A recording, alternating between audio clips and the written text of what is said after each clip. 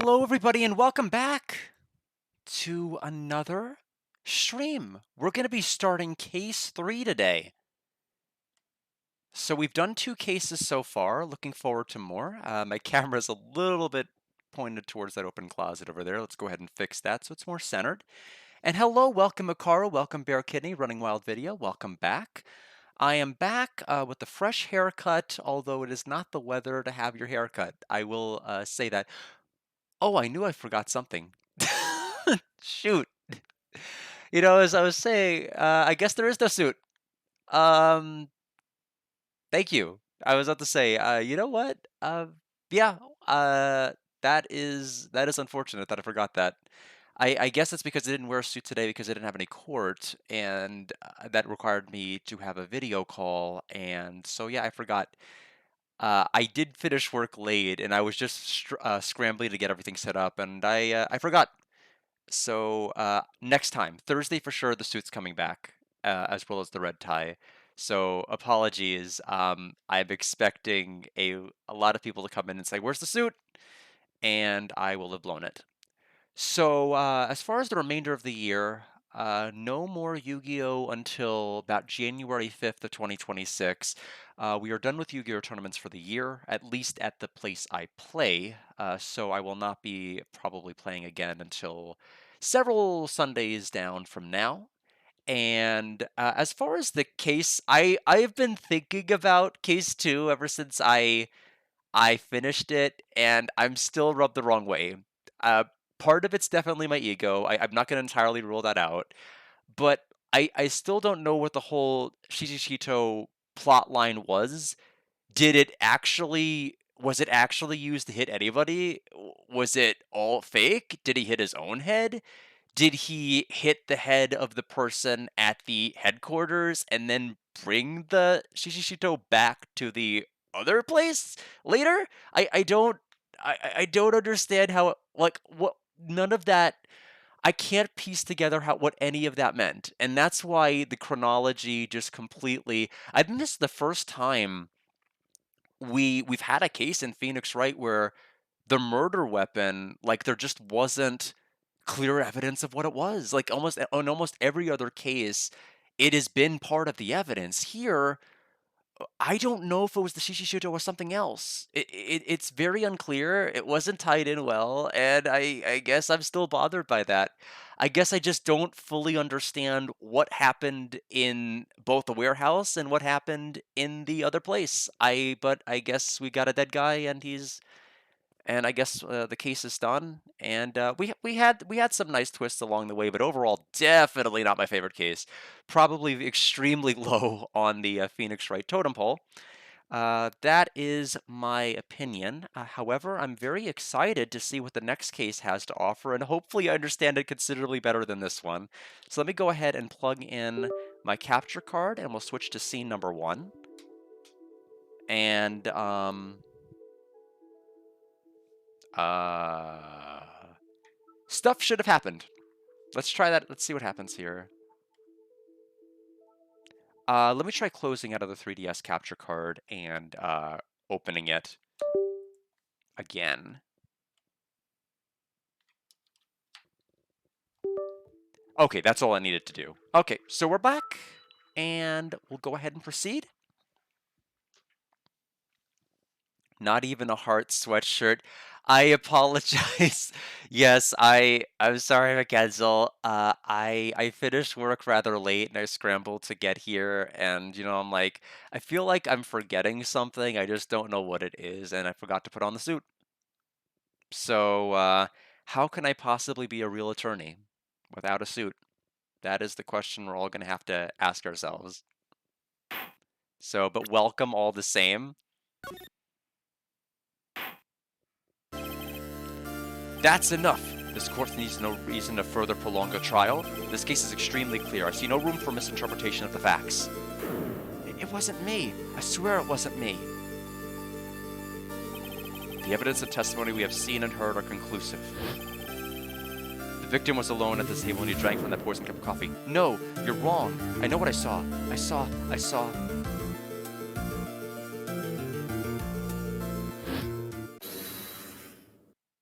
The psyche lock. Oh, okay, never mind. I saw someone else there. A man. He's the real killer.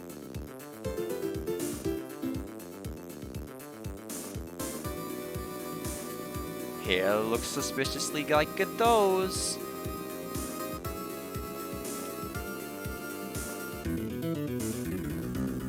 Why won't anyone believe me?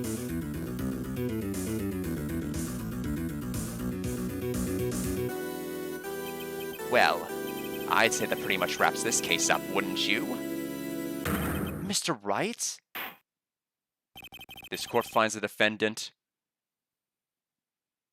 guilty. The court is adjourned. Man, I suck. It's because I didn't wear the suit!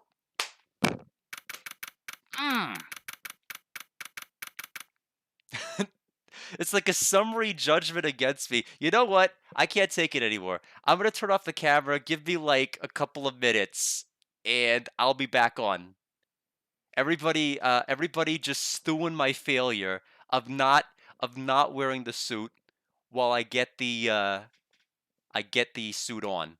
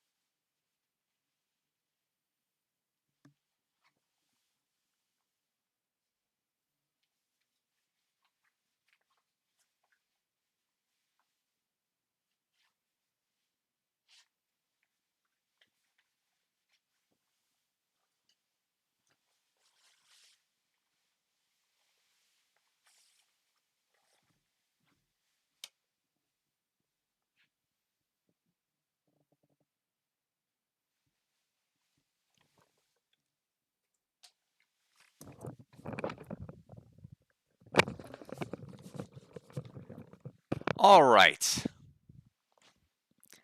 Sorry about that.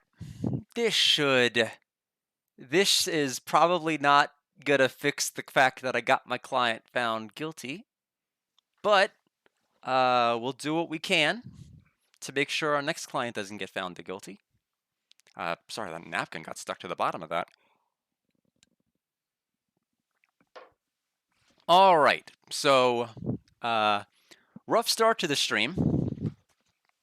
Quickest L I've ever taken. All right, January 6th, 10:03 a.m. Wright & Co. law offices. Ah, the start of the new year always makes you feel like you can take on the whole world. I bet it does, Maya. So I've decided that our resolution should be, Safari, take on the world. What do you think? Sure, whatever, Maya, but I think maybe you've had more than enough mistletoe cake. Never. You've got to eat a lot of cake during New Year's. It's practically a tradition. Like watching the fireworks on TV or playing a board game. Hey, pal. Detective Gumshoe. Happy New Year, Detective. Likewise. Now listen up, Wright. I wanna... Here's to another fruitful year of lawyer-police cooperation. Yeah, me too. Alright, pal, you've got some explaining to... Have you got a holiday present for me, Detective? A what? Well, Here, have this. It's really nothing much, but... Yay, thanks. Look, pal, we need to have a talk. Take a seat. Hey, what about Pearlie? You haven't forgotten her present, have you? No, yes, no. Are you doing this on purpose? Guess I'm busted. How do you like my first practical joke of the year? Very funny, pal.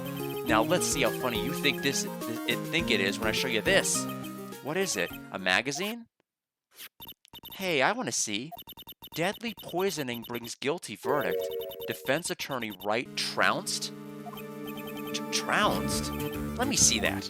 The defense attorney gave an almost childishly amateur performance yesterday. Didn't even put on a suit, like a loser.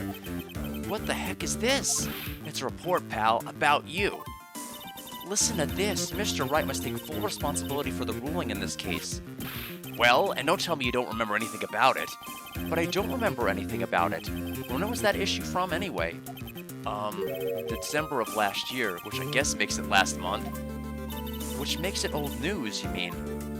But I wasn't involved in a poisoning case in December. What? So what do you think this is all about, Nick? If it wasn't you, pal, then that leaves only one possibility. No way. You don't mean a phony Nick? Or a phonic, right, for short? That must be Gumshoe's idea of a joke. Guess he's starting off the year with one, too. Get my tie is a little off center. There we go. Magazine clipping added to the court record. So, what are you going to do about it, pal? What do you mean, what am I going to do about it? Well, it's your fault that the judge found the defendant guilty in this case. My fault? How do you figure that?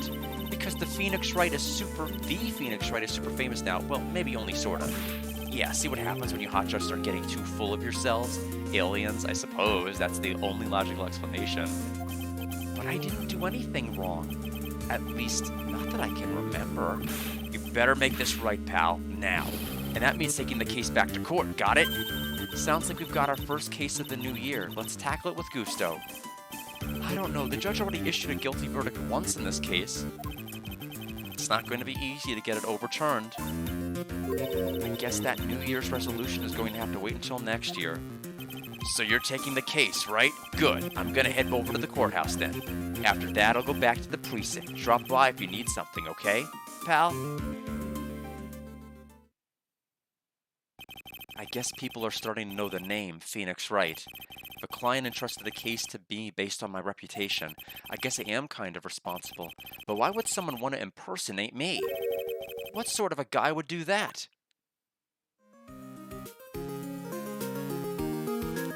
Talk? What to do? So, what's our first move? I guess we gotta go down to the detention center and talk. Wait a sec, Nick. The person's behind bars because of you. Whoever it is isn't going to be jumping at the chance to meet you, right? Hey. Oh.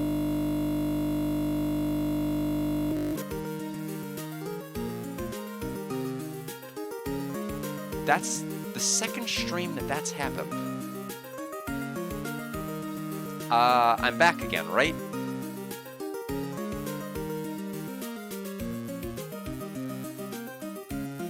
Strange. Let me pull it up. Let me just double check. Pulling open Twitch real fast. There may be some double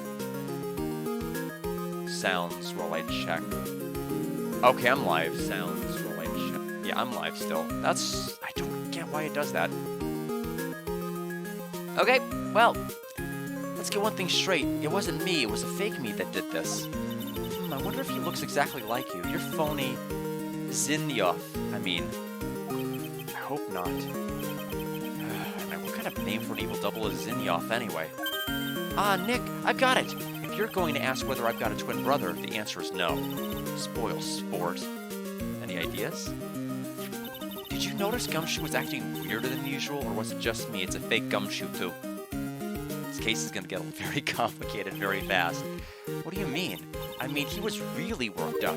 Like a guy who just found out he was going to be a dad or something. Yeah, I guess he was acting kind of strange. Maybe he realized he's got strong feelings for you, Nick.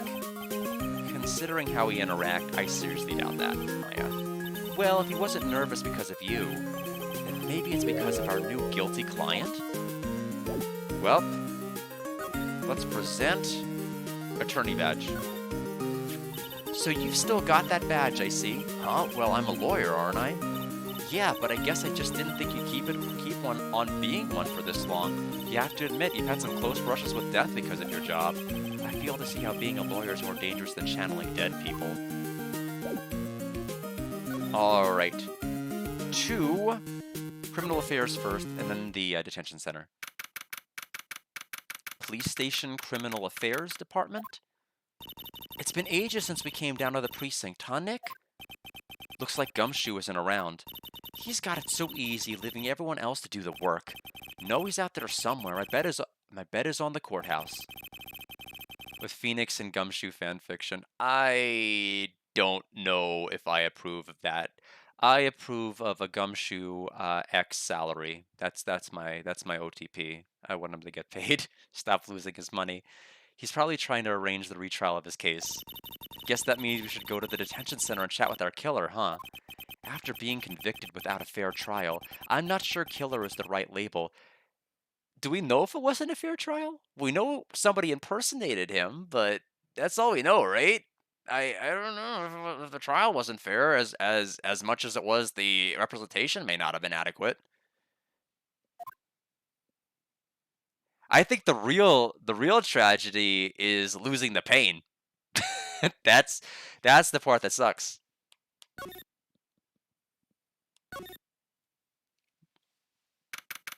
January 6th, detention center, visitor's room.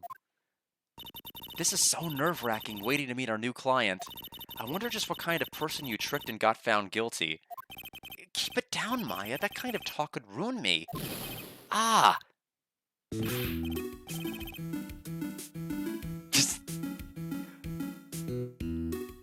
Oh. It's, the person from Game 2, Case 1. The person that, when we got conked on the head with the shishishito. Ah, makes its appearance back. Or actually the fire extinguisher. So it's you. How could you, Mr. Wright? How could you do this to me? They put me in solitary. I haven't been able to stop crying. Aren't you?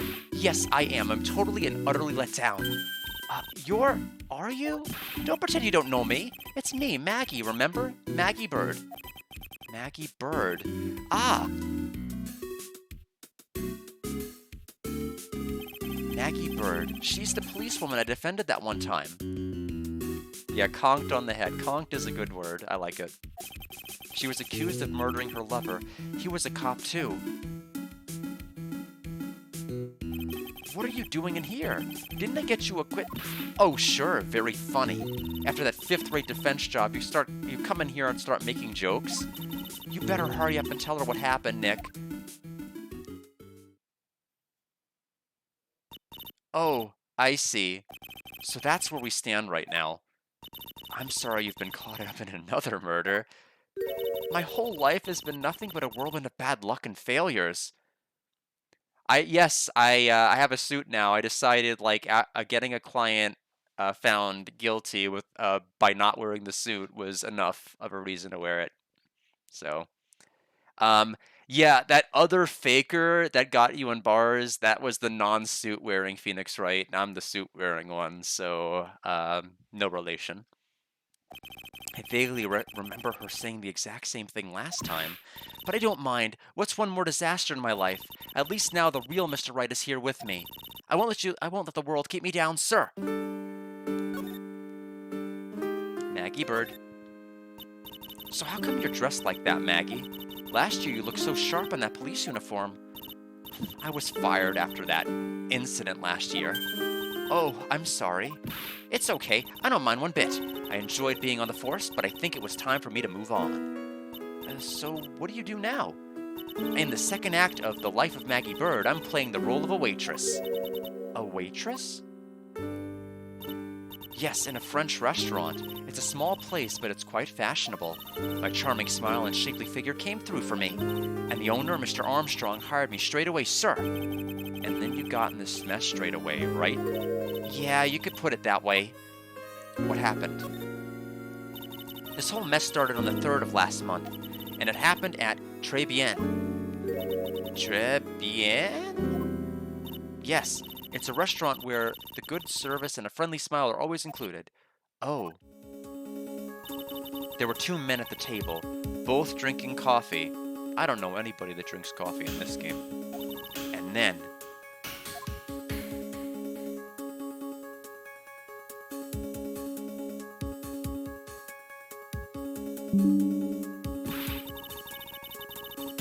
one of the men slipped some poison into the victim's cup. The victim took just one sip and was gasping for air. I was so shocked, I passed out.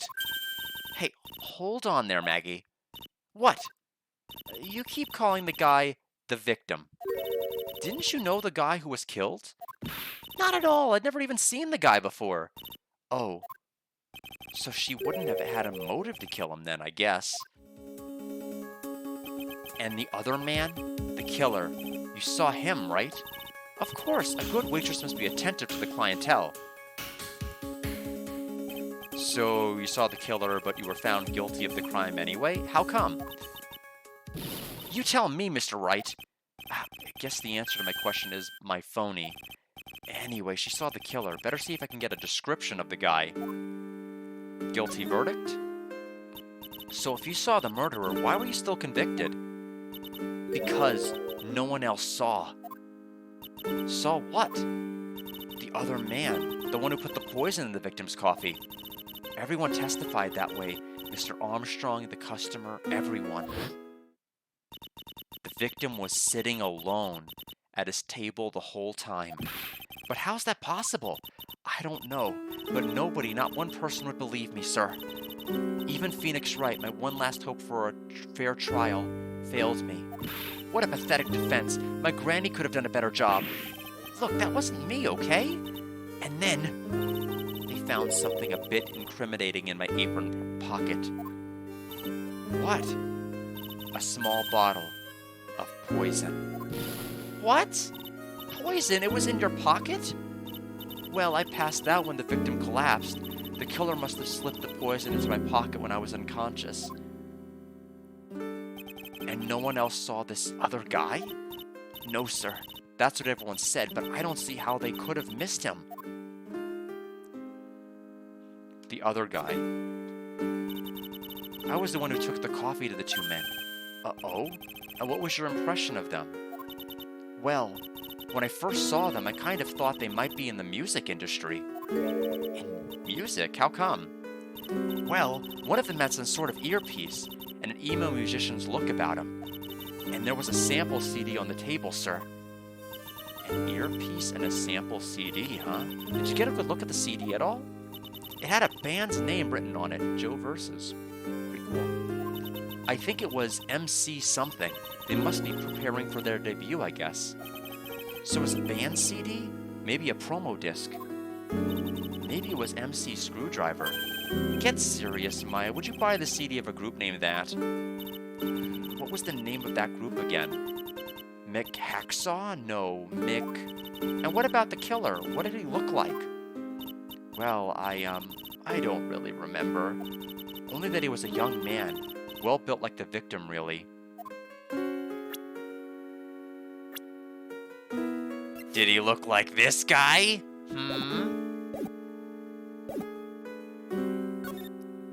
Present.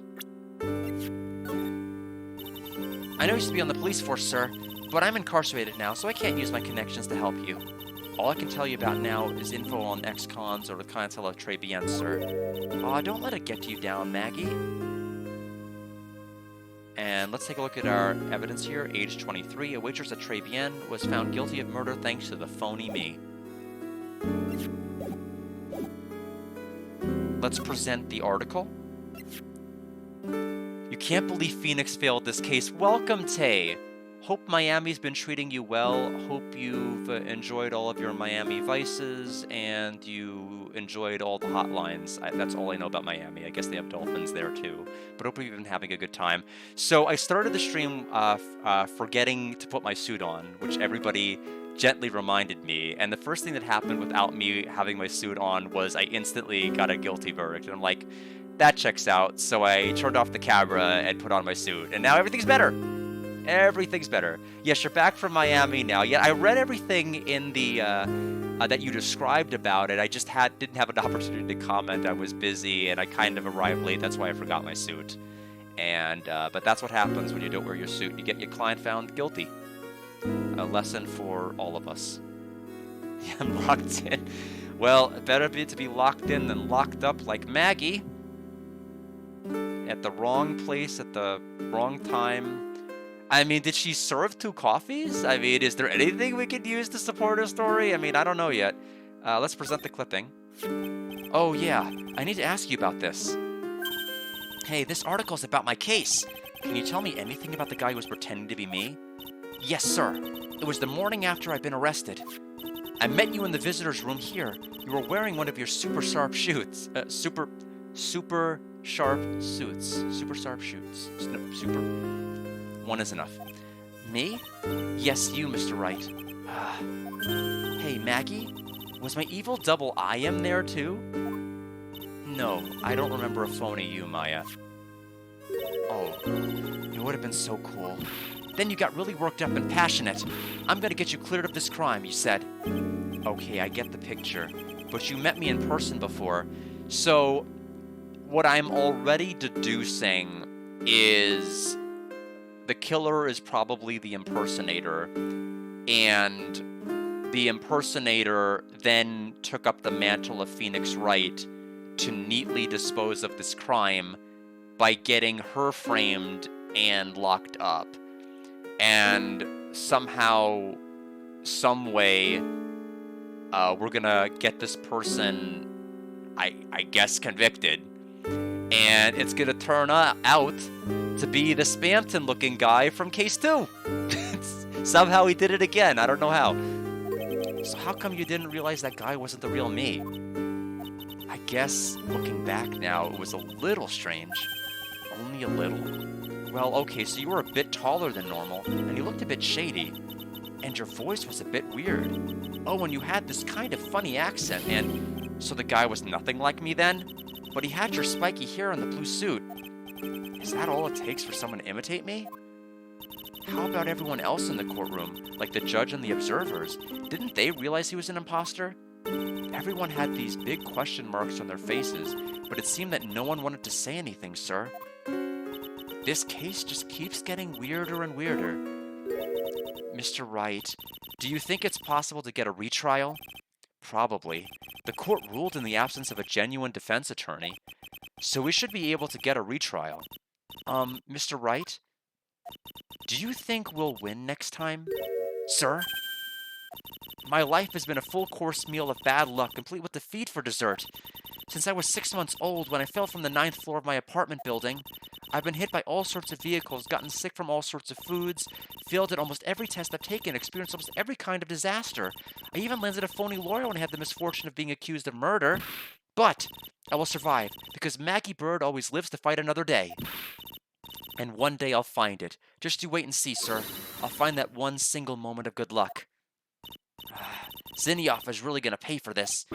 What are you staring at me like that for? But Maya's right. Whoever it is that thought it was a good idea to use my name and get an innocent girl convicted of murder had better watch out. We'll find him. Don't you worry. We'll get Zinioff for you. Thank you. Oh, I'll tell you where Tribulations is then. Right. The restaurant where the murder took place. Yes, sir. When you go, please tell Mr. Armstrong I said hi. Sure, all right, Nick. Let's go and check out this restaurant and its food.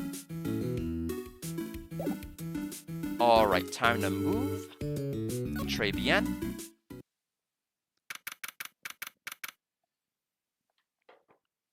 That's the shortest title I've ever seen. I was expecting a lot more typewriter sounds, but nope. We're done.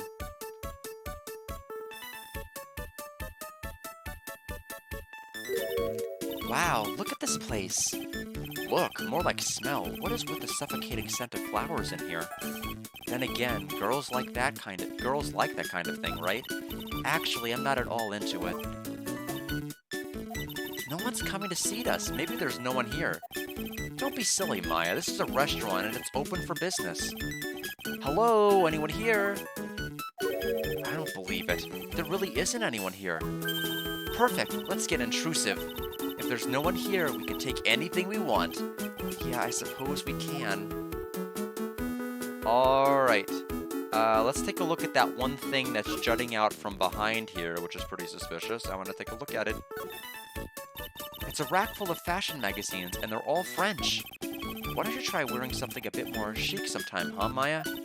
Yeah, I guess I could. I'm always in my acolyte clothes, aren't I? It'd be fun to wear normal clothes every now and then. There's something stuffed in behind the rack. Looks like a sports paper to me. Hey, and look at this. Someone scribbled a little doodle on one of the pages. McBomber. Ah, that's the MC. And then there's, oh no, I've already forgot it. What's the Royal Mask, was it? Someone drew that there. MC Barber and 1, 2, 3, 4, 5 zeros.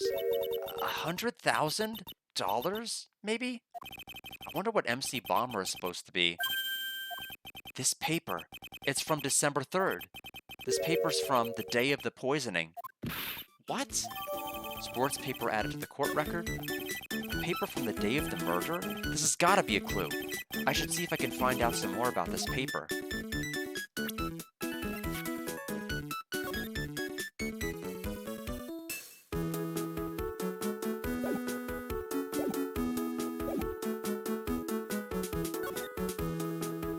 This sounds so much like a Mario and Luigi RPG track. This restaurant has partitions that separate the tables. When you're seated at a table, you can only see the tables to your right or left.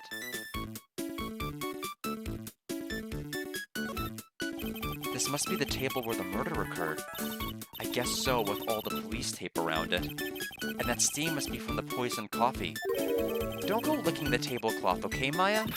Why would I lick it? I'm not a cat, you know. Then why can I picture you doing just that?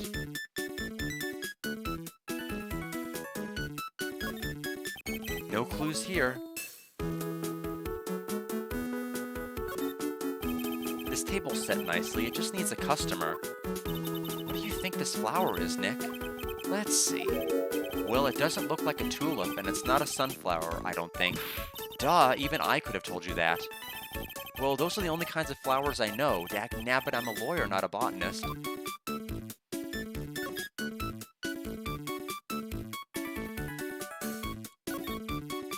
Look, it's one of those magical boxes that spits out money. You know, you're the only person who would ever describe a cash register in that way. Look at all the little trinkets tucked away in here. I bet Mr. Armstrong collected all of these personally. Let's see, a bouquet of flowers, some potpourri, and look, fine bone china cups. I never knew you were so cultured. Come on, Maya, this is common knowledge. Any Joe Schmo knows this much.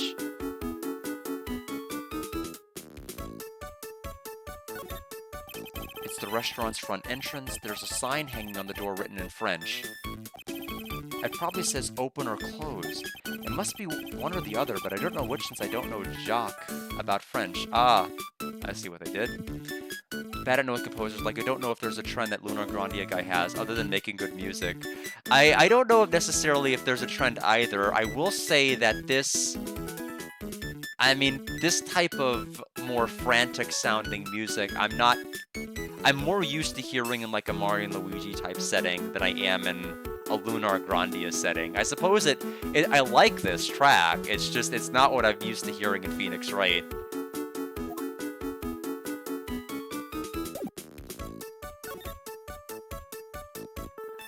Am I missing something here? I guess can I present the newspaper to her? Oh, a sports paper. Let's see. Did Guts Braun manage to defend his heavyweight title? Sorry, Maggie, that paper's actually a month old. It's from the day of the murder. And Gutson got knocked out yesterday, I'm afraid. Oh no. I found this paper in the magazine rack at Tribulations. Really? That's strange. Yeah, it's strange that this crime has been investigated for a month and the police missed it. But I guess we're just gonna... we gotta accept it. Although it is Gumshoe, so... somebody's salary's getting docked again. Tribune doesn't get newspapers. Mr. Armstrong says he's not really fond of them. Then maybe one of the customers left it behind. Anyway, what I want you to take a look at is this scribble here. Aha! That's it, sir! MC Bomber. That was the name that was written on the CD. Just as I thought. I guess it wasn't MC Screwdriver after all, huh? So that $100,000 must be a down payment for a record deal, right? If someone gave me $100,000, I'd sing for sure. The Master of Karain or the Spirit Song or even Maya's theme. Okay, Maya. So if the sample CD was on the victim's table, that means this newspaper may have belonged to the victim. You're right. So the victim left this behind on the day of the murder. Huh. I think we better step up the investigation, don't you, Nick? I think we're done here. I think the only other place we can logically go to is the Criminal Affairs Department and see if Gumshoe's back. Nope. What are those? Labubu's? What are they? Hey, that's the police mascot, isn't it? It's so cute. That's the Blue Badger. Oh, is it? Looks quite a bit different than I recall, but we're also seeing it from a distance. It was my idea. I made it, and now it's the national symbol of the police force. So, what's with the pink one? It's new, right? She's not an it, Nick. She's a she, right, Chief? Yep, meet the Pink Badger. So one's called Blue, and the other's called Pink, but they're both called Badger? You got it. They're married. Mr. and Mrs. Badger seem to be cuffed together, Chief. You got it. That's marriage for you. Whoa, a mascot that's deeper than the deepest of deep oceans. I don't know what else we're missing here. These are the detectives' desks. We probably need to go back to Tribulations. There are computers and files on each one. Funny, they're a lot tighter than I expected. I guess the detectives don't spend a lot of time at their desks. This is a new computer than what I'm used to seeing. We'll check this and we'll go back to Tribulations. These are the detectives' desks. There are computers. Okay. Nothing new from doing that.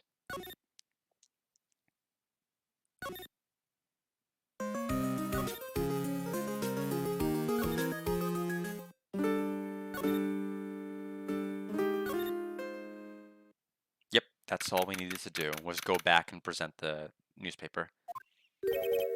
Oh la la, bonjour, welcome to la Tribulations. Oh, hello. What happened to Maya? She's frozen stiff.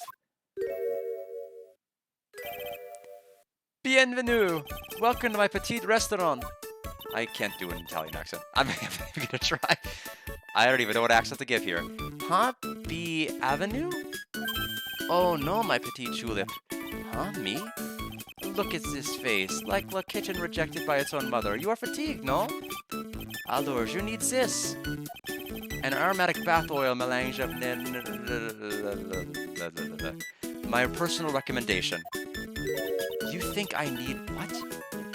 Oui, just add a couple of drops of this mixture to the bathwater and voila! It will soothe your body and your mind. It's simply fantastic. Really? And for la monsieur? Who, me? Look at that face, like la puppy rejected by life itself. You're fatigued, no? For you, monsieur, I recommend this. Oil of bergamot and maybe an hint of oui. I will add la peppermint and la clary sage for a fragrance exceptionnel. Such an invigorating recipe will bring out your delicious beauty, monsieur. My beauty? Alors, if you will be seated, I will bring you la special menu of the day. Actually, we're not here to eat. We're lawyers. Mais bien, sir. I know this already, monsieur. You are la Phoenix Wright, no? Yes, you know me? Mais, oui. I never forget a man who flirts with me, especially in court. I guess he was cross-examined by our mysterious Zenioff. It looks like everyone to do with this case knows who I am already. I wonder what sort of impression Zenioff has been leaving on people, don't you? Allow me to introduce myself to you again. I am Jean Armstrong, enchanté. Tribulations. So what does Tribulations mean? I know Tre, that means three, right? No. Tribulations is Francois. In English, you would say, very good. Oh, very good. Oui, exactement. La atmosphere is très bien, and la cuisine is très bien. The food food's so good, why aren't there any customers in here? My cuisine is not for all. Some people, they do not appreciate la hot cuisine. I thought everyone liked hot cuisine. Since I have lost Maggie, I do not have enough hands. So you're running this place on your own now? Oui, for the moment. No one has answered my advertisement. Oh, pour moi. Please don't eyeball me while you say that. I am the chef. I am the manager. I am also a trained aromatherapist. A roaming what? A practitioner of aromatherapy, the art of soothing the soul with the delicate floral aromas. Delicate? The smell coming from that bottle earlier was anything but. What happened? So could you tell me what you know about the incident? Bien, it makes me sad to remember it, yet I remember it so well. More than a month has passed since it happened. Yeah, I guess it's been about a month since Maggie's sentencing. So, it was the 3rd of last month, just after 1 in the afternoon. A man who was in here for coffee suddenly became ill. Because of the poison in his coffee? It's weird that we're having this it's almost like a cross-examination music we're hearing now, except we're not cross-examining. That is the truth as I know it. It was Maggie who took his drink to him. I was in the kitchen. I heard the sound of someone collapsing. When I came out to see what it was, he was already slumped in his chair. He was dead? Mon Dieu, oui, he was dead. Maggie had passed out also. And this man who died, was he alone? Oui, monsieur. All alone. I know that Maggie said there was someone else, but... I see. La police, they asked me many times. Are you sure there was no one else at the table? They asked. But I am not the only one. The old man said the same thing. You heard French? I'm trying. Welcome. I am not doing a very good job with the language. Old man? What old man? Old man. So who was this old man that you mentioned? At the time of the murder, there was another customer in here. What? Someone else saw it? Oui, as usual. He came alone that day. At the time of the murder. He was there. He saw it too. Yes, I knew it was you, Jevil. It just looked like a new account for you. It just said new user, so I guess maybe it's a new account. I like to assume these people have fake accents anyway. Yes. And I'm the fakest of all of the accents. Just like, everything is phony. My accent's phony. The attorney's phony. Everything's phony. But he said it's the same thing, that there was no one else at the victim's table. Oh, I'm sorry to hear that. That's awful. But Maggie swears there were 2 people. Mas, mademoiselle, la lawyer, you could not prove this, no? About the lawyer. That was me, I suppose? Mas bien, sir. Wow, he's the first person who said it wasn't me. Don't kid yourself, Nick. Now who's the one making stuff up? And your Jordans are phony, yes. Okay, so present sports paper. We found the sports paper in the magazine rack here. What if my customers must have left it behind? Do you have any idea which customer it was? It's the only ideas I have, mademoiselle. I saved for my kitchen. Magazine clipping? I am not a lawyer myself. I do not wish to speak out of turn, but your defense in court that day was a little, how you say, lacking, perhaps? Even a Frenchman who cannot speak any English could have done a better job. You were very cool, though. Oui, oui, oui. So handsome. Wow, I wonder just how bad the defense could have been. Every time you opened your mouth, the old courthouse stirred. Oh man, that is something I don't want to imagine. Thank you for the hydrate beer, Kidney. Oh, I'm sorry about the color of the text. I don't know how that... Admittedly, I don't know how the appearance of the text color works. But yeah, it's coming as orange. My attorney badge. Did they fake that too? Please, monsieur, there's no need to show me that. You are Mon Phoenix Wright, the worst defense lawyer in town. I think I can imagine how he formed this completely wrong impression of me. The last time we met, did I show you this badge? Oui, you flashed it to everyone in the restaurant. That sounds like me. Honestly, that checks out. Looks like Zinioff is a bigger fan of flashing stuff than you are, Nick.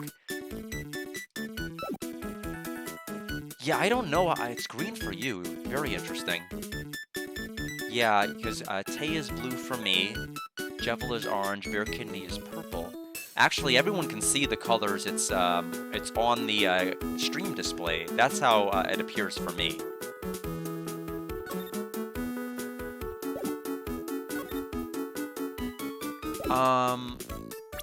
Let's try presenting some profiles.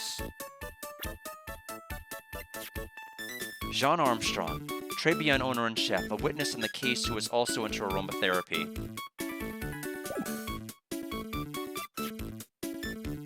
Present Maggie. Maggie was a policewoman once, n'est-ce pas? Yes, but she had to quit for reasons beyond her control. Oui, she was last suspect in the murder investigation, no? Oh, you know about that? That is why I gave to her la perfume for la happiness. Happiness perfume? Oui, blended from bergamot, like I have given you before.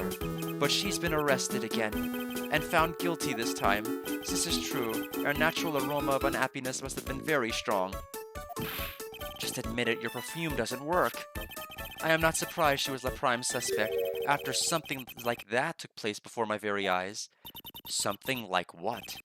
What's this guy talking about? Does this mean Maggie did have a motive? We've got to ask this guy for more info, stat. Alright, Maggie's motive. More info, stat. When Maggie took the coffee over to the victim, did anything happen? Oui, I suppose you could say so. So what happened? No, it was nothing. Look, Maggie says she didn't even know the guy, but she's still been indicted for murder. The prosecution must have come up with some kind of motive. Yeah, I know, I'm sorry. It's just not my language. Maybe if I was a bigger fan of Expedition 33, maybe then I would have a flawless grasp of the French language. Oui, it is true. If there was anything at all between Maggie and the victim, it could be relevant. So please, tell us anything you know. Oh, 3 locks. A psyche lock. No way. What are we going to do, Nick? We'll just have to What the? What's wrong? The Magatama. It's gone? Wait, when? When did it leave? It was in the court. It was there in the courthouse. Not the courthouse. The cell. Yeah, I've already been extremely vocal about how I feel about Expedition 33 and why I do not think it is a good game. So I will not belabor that point. But yeah, I guess all I know is that it swept the awards. Huh? I had it in my pocket, but it has vanished into thin air. What? If it vanished in thin air, how could you see the psyche locks to begin with? Isn't that something you could only see with the Magatama to begin? Wasn't that the whole point? Was that they only became visibly manifest if you had it on your person? So how are you seeing it? Maybe that means the Magatama's near. Oh, okay. Yeah, because he saw the psyche locks. Mr. Armstrong, could I just confirm something with you again? The table where the victim was sitting. Was anyone else sitting there? That is a question you will have to ask him yourself. Huh? Him? The old man spends all of his time down the park. The park? Oh, a park? What park's that? Behind the restaurant. It is called Vitamin Square. Thank you.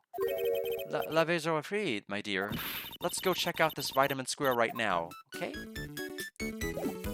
Yeah, let's do that.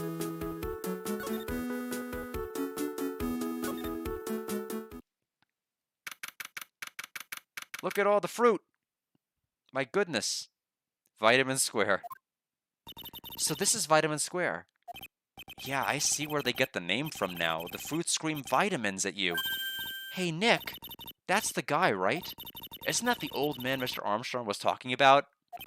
That grouchy-looking grandpa? He's throwing seeds out for the pigeons. My, he's not throwing seeds for them. He's throwing seeds at them. My grumpiness threat level has just been raised to red. What you saw. We're not gonna say hi. We're just interrogating him immediately. Excuse me. Would you mind if I had a word with you? Yes. I just want to ask you a couple of questions. What's the matter with you? Can't you see I'm busy? So you don't like my seeds, eh, pigeons? He's really chucking those seeds at them. That's gotta hurt. Go on. Eat this. Maggie Bird? Excuse me, sir. Can I ask you about Maggie Bird? Another bird for me to throw seeds at? I don't know any Maggie Bird. Yes, you do. Maggie, the waitress at Tribulations. It's a disgrace, I tell you. An utter disgrace. A disgrace? An innocent young girl revealing herself like that. Revealing? You mean her uniform? The youth of today, they don't have any shame. No shame, I tell you. Not 1 ounce. Whatever happened to the old Bushido values of Japan, like honor and modesty? What about me? I'm not wearing anything revealing. You? Your problem is you lack any sense of grace. Talk about hitting a girl where it hurts. Tribulations? Do you go to Tribulations a lot? That miserable excuse for a restaurant? That garbage they serve in there is not food? Where's the sushi, the tempura, the rice? Tribulations is a French restaurant, sir. Where do you think we are, boy? In Paris? I want real food, not these snooty snacks. And what about those shameless girls? You mean the waitresses? You can see all the way up to there. Yes, the waitresses. They're practically naked. It's a disgrace, isn't it? Well, isn't it? Listen, it's not my restaurant. It's a miserable excuse for a restaurant that plays miserable. I like how he throws seeds and everything. He certainly knows the place. He must be a regular. But if he hates it so much, why does he keep going? Tribulations regular? Are you a regular at that restaurant, sir? It's just, if you dislike it so much, why don't you keep going there? Sir? There you are, you filthy pigeons. You want food? Take that. He must be hiding something. Right? If he is, I should be able to see a psyche lock. Oh, wait. I don't exactly have the Magatama right now, huh? Remember, Nick, that Magatama is only on loan. You'd better find it or else. If Pearls ever gets wind of this, I'm going to be in a world of pain. Please see it.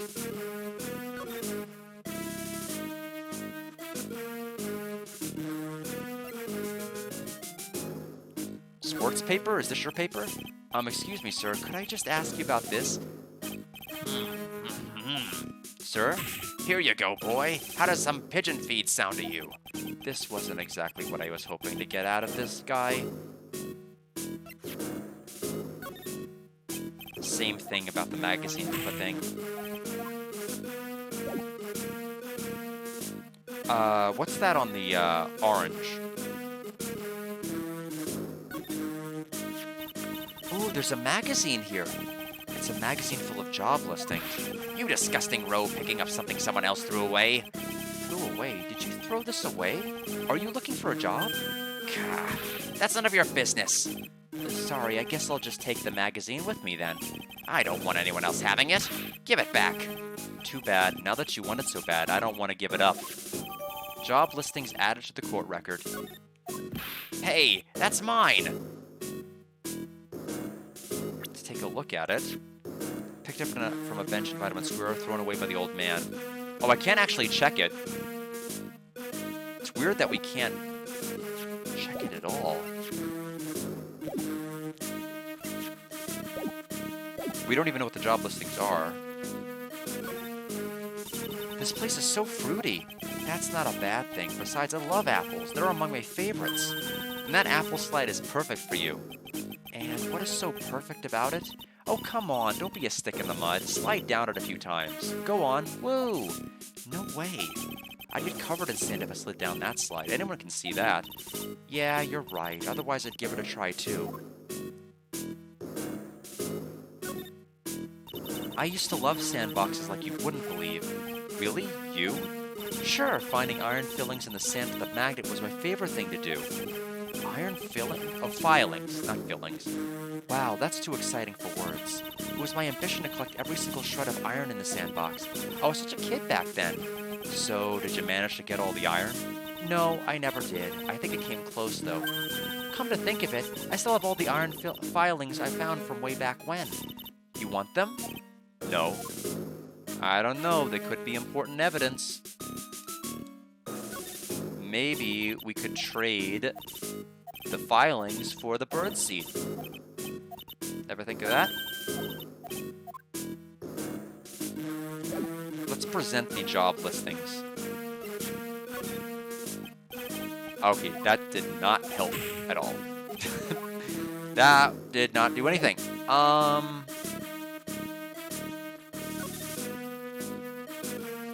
guess we'll go back to Tribulations. Present the job listings. Mademoiselle. Yes? Are you looking for a job? What? No, I was just... Let me see. Your style is unpretty different, but you have a good face. Different? Felicitations, you have passed. I will hire you. Bien, come with me. I will teach you everything I know. Nick, help! I don't know whether to laugh or feel bad for Maya.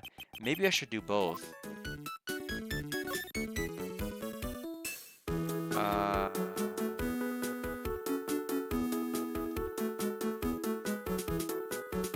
Do I need to look for the Magatama somewhere?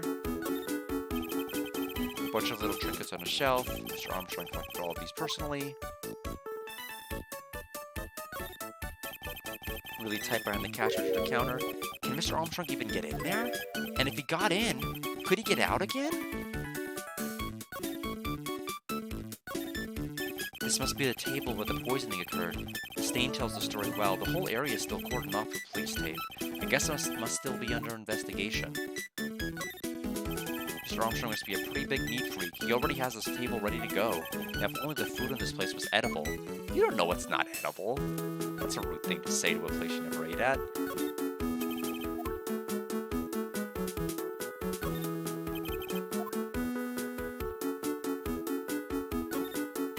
It's a rack full of fashion magazines, and they're all in French. All the clothes on these are absolutely atrocious. Some of them have been circled in red. I really hope Mr. Armstrong is not thinking of buying those. I guess we're done. I don't know. She was kind of abducted. Detention center visitors room. Looks like they have Maggie in questioning. I guess I've asked her pretty much everything.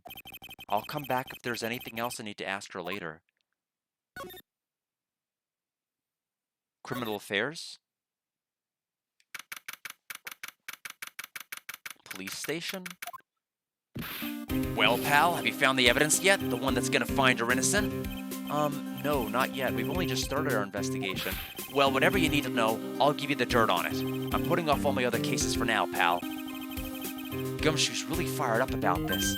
Oh yeah, one more thing. The retrial's been approved. Court sitting at 10 a.m. tomorrow. You're doing exactly what the game wants so far. It's all specific, but you've been hitting every mark. Okay, good. I'm glad I've been going exactly the depth I've needed to and hitting all the triggers. I always worry about like not picking up what the game's laying down, or at least I am after case 2. Yeah, awesome. That's great. I've never been this efficient before. It's because I'm wearing the suit. It's because I donned it. The retrial's been approved. Court's sitting at 10 a.m. tomorrow. And Godot's gonna be the prosecutor. Oh, him. Now listen up, pal. If Maggie's found guilty again, yes, I'll dock your pay. How about that? I'll make sure you get locked up for good for it. Got it? Maggie Bird? So the guilty party was Maggie Bird, huh? Yeah. Back when she was on the police force. You were her mentor when she was a rookie, right? Yeah, I kept a close eye on her. I mean, not too close, you know. Hey, what's with the funny looks, pal? I was just her... It wasn't anything like... Look, sure, I was her boss when she was doing her training, but that was it. Nothing happened. Gumshoe sure is sweating up a storm over nothing.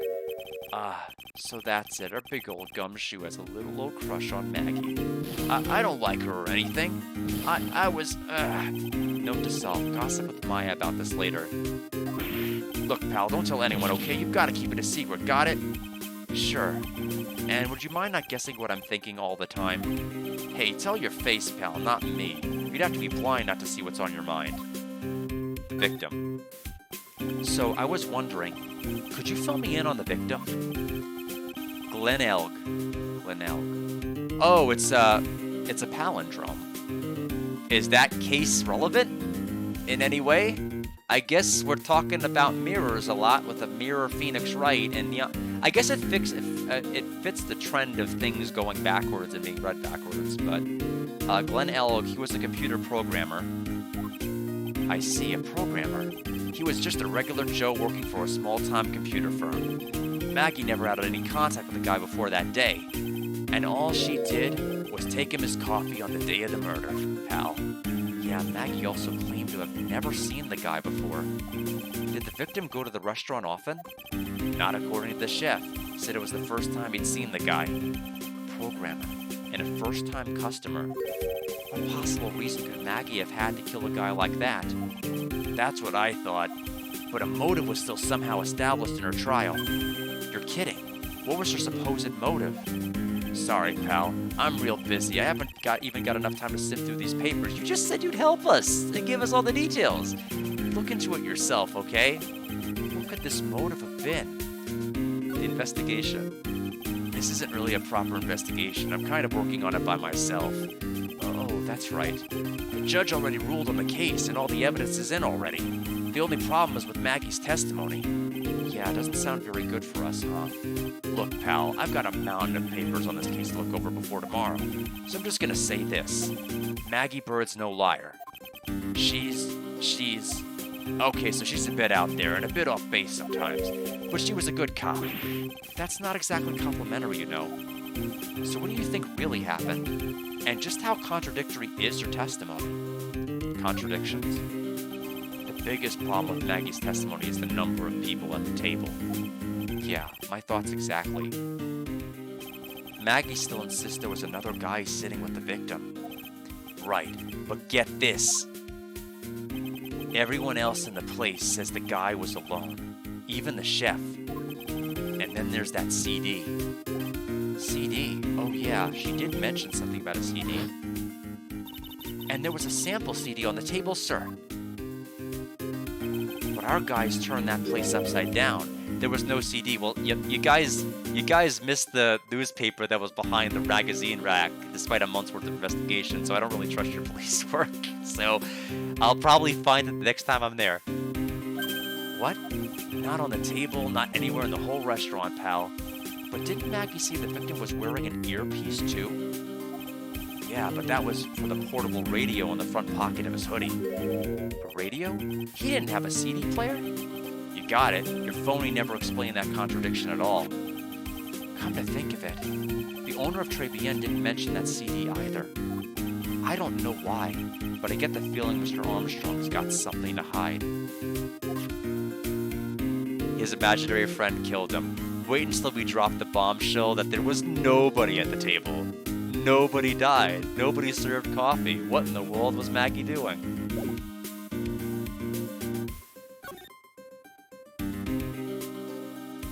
Okay.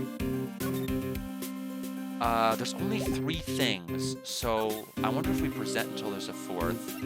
Let's present the actual evidence we have. Job listings?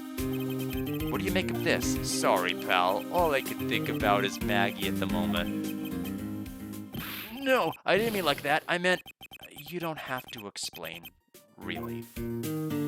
Sports paper? What's that? A sports paper? Yeah, I found it at the magazine rack at Tribulations. It's dated the same day as the murder. You may be onto something here. And take a look at this. See this writing here? MC Bomber? Hey! What is it? I've heard that name somewhere before. Yeah, MC Bomber. Wow, he actually seems to be thinking for once. That's no good. I can't remember. And he goes back to being the Gumshoe we all know and love. Hey, pal, I'm gonna borrow this paper for a bit, okay? Sure, I mean, someone's borrowing my Magatama, like, take all my stuff. I want to get a handwriting analysis done on the scribble. Handwriting, huh? It'd be good to know more about that in any case. Watch it be Maggie for some reason. Thanks, pal. I bet this will turn out to be an interesting clue. Sports paper given Detective Gumshoe. So that was important to have done. Job listing. Oh, that's right. That's right. I got confused because the evidence moved in place. I already did that. Magazine clipping? I wasn't at the trial myself, but I asked this one detective I know how your defense was. And what did he say? He started off by saying, I'm at a complete loss for words. But he must have found some quick because he went on for about how bad you were for an hour.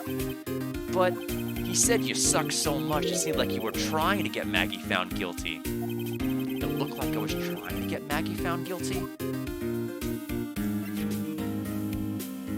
I bet that's probably going to unlock a new clue. I mean, this is already what I predicted from the very, very start when I learned about the fake defense attorney. I'm like, it's gotta be the real killer. Is that thing real, pal? Why does everyone keep asking me that? I wonder what this phony of yours is like. He had Maggie found guilty of murder. Doesn't that tell you? I've got to track this creep down. Oh, that didn't open up a new prompt. Let's present Maggie. Oh, we have Glenn Elg now. 28, the victim, was a programmer. Maggie had apparently never even seen him before. Okay, nothing to say about Glenn Elg.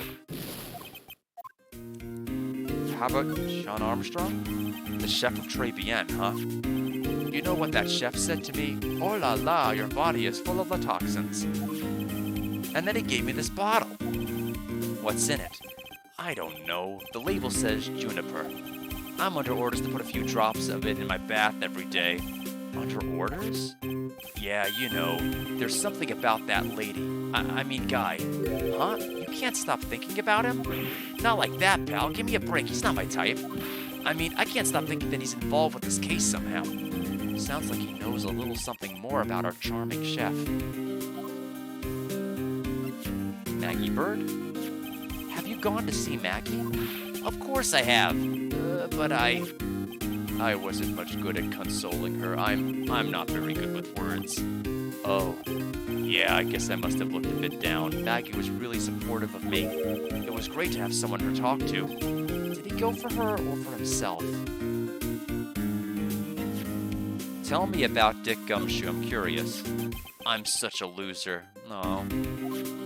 I had high hopes for Maggie. I was gonna make her the best detective there ever was. But then all of a sudden she was charged with murder and arrested. I never saw it coming. I never imagined they'd find her guilty. I hate myself for not being able to do anything. It's okay, Detective Gumshoe. We still have a chance to make this right.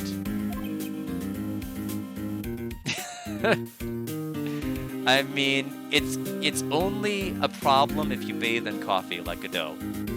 Then it kills you. You know what? You're not such a bad guy after all, pal.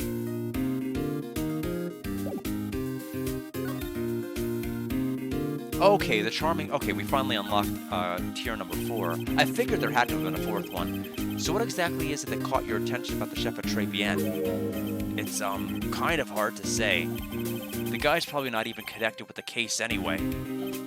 Hey, come on, detective. Didn't you say you'd give me the dirt on anything? Well, this sort of stuff is kinda unimportant, gossipy stuff, you know, pal. Look, how about this? You go to Tribulations and investigate the place yourself. And if you find out anything suspicious about the guy, you report back to me, okay? How about you take a couple of drops of knowledge and put them in my bathwater so I know what the hell's going on? Don't suppose I get a choice in this, huh? Guess I better find out more about the chef and Tribulations and then report back to Gumshoe. Alright. I guess that's what we're gonna do. Although I don't know if anything else is going to actually change. Unless there's like a scene transition. We'll still have the Magatama prompt, but no Magatama. Although Maya will be back, probably. That's the one thing that'll probably be different. The scent of flower sure is strong. It's almost making me dizzy. Oh, hello. Who was that just now? A customer? She had sort of a dark aura about her. Ah, welcome. B Avenue. It's gonna be Maya. We're gonna have a. Is it gonna be a new outfit for her? Wow, what a cute voice. Yep. Oh, it's just you, Nick. Maya? Well, how do I look? Maybe you should quit being a spirit medium. Maybe, but it's kind of boring being a waitress. I mean, you're my first ever customer. Then who was that woman I just saw? Oh, since you're here, you might as well have something to eat. I am kind of hungry, actually. Talk? Waitress? So, how do you like your new job, Maya? I never knew there was so much for a waitress to do. Take people's orders, bring them their food, make coffee, work the cash register. Of course, we need a customer before I can do any of that. Yeah, it is a nice-looking restaurant. It's a shame when people don't come. Don't forget about the ultra-cute waitress. Check out my gimme a tip smile. Lunch special? Hey, Nick, why don't you order something? The chef's preparing a tasty lunch set at the moment, or so he says. How much is it? It's the twin tea set, so it's $20, of course. The twin tea set? I believe I'll be taking a pass. It's kind of expensive. Twin tea. Twin towers? What is that? I don't understand. What? But you can't. Come on, Nick. It's not every day I get to be a waitress. I want to try carrying plates and working the cash register. How about cleaning the toilets? That should keep you busy. Yeah, right. Maybe later. About the lunch. Oh, a fine choice, sir. No, Kitchen! A lunch special, please. With all the extras. Drink, side salad, dessert, and gift. I don't need any of that. Just a moment, please, sir. Maya's really getting into this. So how much is the set lunch, then? $20, huh?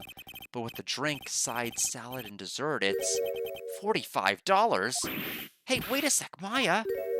Sorry to keep you waiting, sir. Here you are, our deluxe Fortify lunch set. This is just like a Grover Mr. Johnson sketch. It's like, I didn't want all of this, I just wanted this item. Sorry to keep you waiting, sir. Here you are, our deluxe Fortify lunch set. Whoa, a dish inspired by lobster and abalone fricassee with a balsamic vinaigrette. Bon appetit. Thanks? Come on, Nick, hurry up and try it already. Lobster, huh? Alright, down the hatch it goes. Well? Are you hungry, Maya? I'm starving. Here, it's yours. Really? Remember, Maya, my wallet doesn't print money, so you'd better polish off that plate. I've just remembered. I've got to clean the toilets. Hey, you can't be in that much of a hurry to clean the toilets. Tribulation lunch special added to the court record.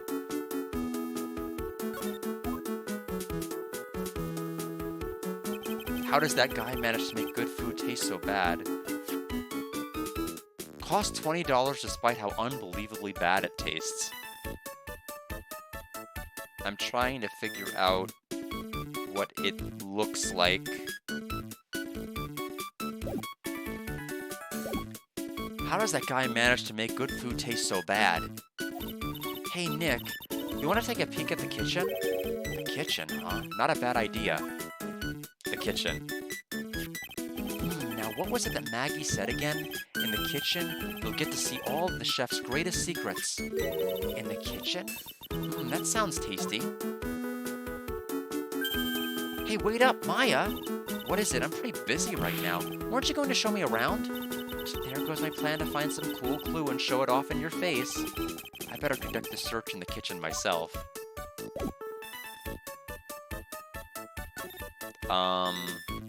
Oh, can we move from here to the kitchen? Yes. January 6th, Tribulation Kitchen. And here it is, the famous Tribulation Kitchen. It's my first time in here too, actually. There is a weird atmosphere here, that's for sure. Mr. Armstrong will be back soon, so we better search quickly. Chop chop!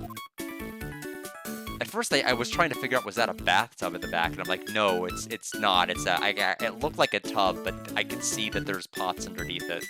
So it's not a bathtub. That would have been weird.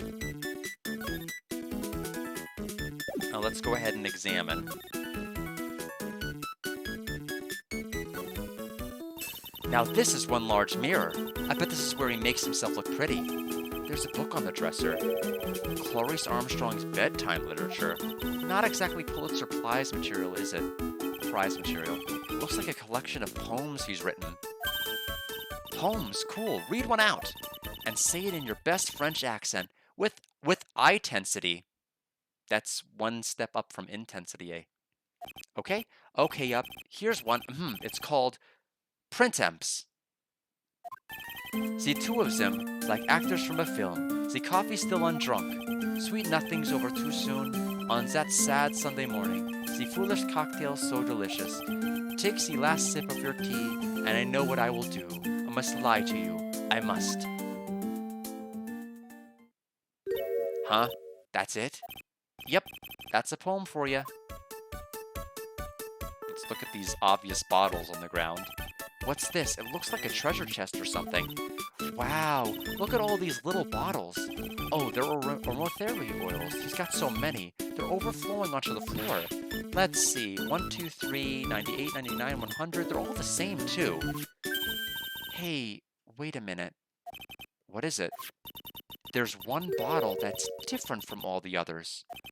Well, what do you know? And it doesn't have a label either. And it doesn't smell. So what's that liquid inside then, I wonder? Hey, Nick, we should borrow this. I mean, look at how many bottles he's got. He won't miss one, will he? Small bottle, type other, found in the kitchen. It's been added to our court record. Let's take a look at it. Found in the kitchen. Shape is different from the other bottles. Contents unknown.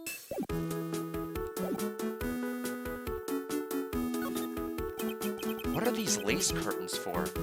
I don't know, but they give this place a real homey feel, don't they? Lace curtains. You know, if I was cooking cooking pot, I'd be perfectly happy to sit on a shelf under those. How do you respond to something like that? Now I know I'm in a French restaurant. I've never heard of most of these seasonings. Hey Nick, this container has oyster sauce? What's that? Isn't that used in Chinese food? Look, right there on the counter. My Magatama! What's it doing here? What indeed? Magatama put into pocket. I didn't even notice that in the scene. Now I know I'm in a French restaurant. I've never heard of most of these seasonings. Hey Nick, this container has... Okay. It's the same dialogue. Look at these knives. They look really sharp. I'd like to see how one of those slices through a cheesecake. A cheesecake? You don't exactly need a sharp knife for one of those, Nick. That smells good. Something's bubbling away nicely in that pot. It must be the lobster and abalone fricassee with a balsamic vinaigrette. Isn't that what I just ate for lunch? Maybe what you ate is the only French dish I know the name of. I guess we're done here. Well, I think we'll be able to go back into Tribulations. He'll probably be there now. He won't be there now. Okay. Present the bottle. About this. Sorry, Nick. I'm a waitress now. I've got a pile of work waiting for little old me. Okay, she has nothing else to say about that. The lunch special? Nothing at all. Talk?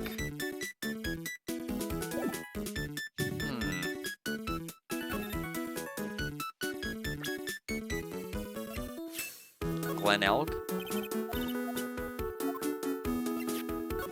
Armstrong? Nothing? Maggie? Nothing? Okay. I'll go back to the kitchen. And then I'll go to Vitamin Square. Yeah, I'm pretty confident we've done everything we need to do in here. We'll try, I guess, talking to the old man again.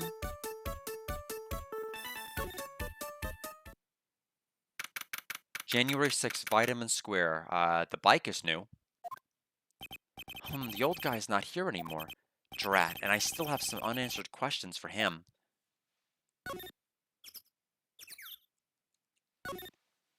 A scooter, huh? Who'd leave it right in the middle of the park like this? The wheel guard and the light are busted. I guess it must have been in an accident.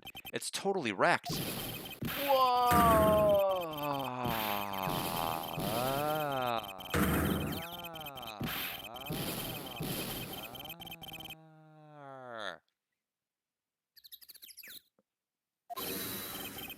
Hey, what do you think you're doing with my bike? No, I was just... You've been messing with my new ride. Is that what you've been doing? New ride? Is that gonna... you guys gonna pay for this? It wasn't me. I was just passing by. Hey, then who's that one with that cover that my saddle and crap? Huh? You're just gonna pay, you catch my drift? No, wait a sec. I'm not a pigeon, so I couldn't have done it. A wise guy, eh? Oh my god, it's Eon... Yeah, it's our evil twin. Spitting image. What is happening? This guy. He's happening. I oughta beat you so hard I'll make you feel like you was smooching the express train. Uh-oh. You's better watch your back. This ain't over. I'm gonna round up a group of lawyers and then you's gonna pay. Actually, I'm a lawyer myself. What'd you say? I'm Phoenix Wright, attorney at law. Phoenix Wright? You saying you Phoenix Wright? Yeah, I am. So you's a wise guy too, huh? 'Cause I'm Phoenix Wright. The one and only. What? Out of my way, I gotta cruise. He's gone. Surely that guy wasn't my phony, was he? He wasn't anything like me. Guess I'd better make a note of the scooter. Scooter added to the court record. Pathetic. Oh, it's you. A few threats from a little brat like that, and you look like a pigeon that's got seeds in its eyes. Have you been here the whole time, then? I was in that strawberry. I had some thinking to do. More like you had some cowering to do. Tribulations regular? Are you a regular at that restaurant, sir? It's just that if you dislike it so much, why would you keep going there? Sir? There you are, you filthy pigeons. You want food? Take that. 3 boxes. I knew it. This old guy has got something to hide. But what could it be? Let's save first.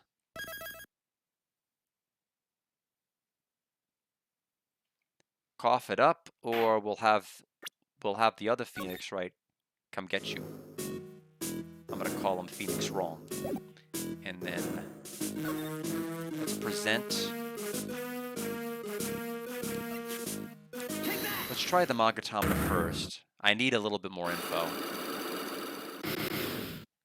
I don't think we're at the point where we can do this, but Tribulations regular.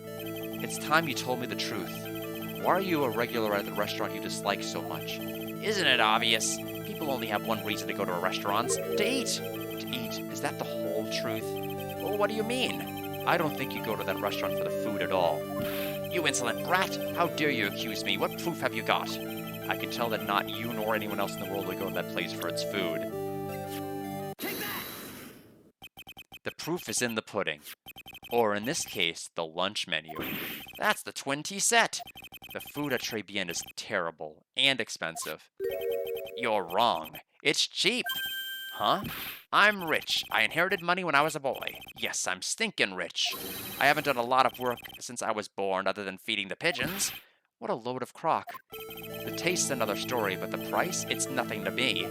So you're saying that you go there because you've got money to burn? Exactly. I have so much cash I go for some in my money vault every day. I have a feeling we do not have enough info. Just based off of that alone.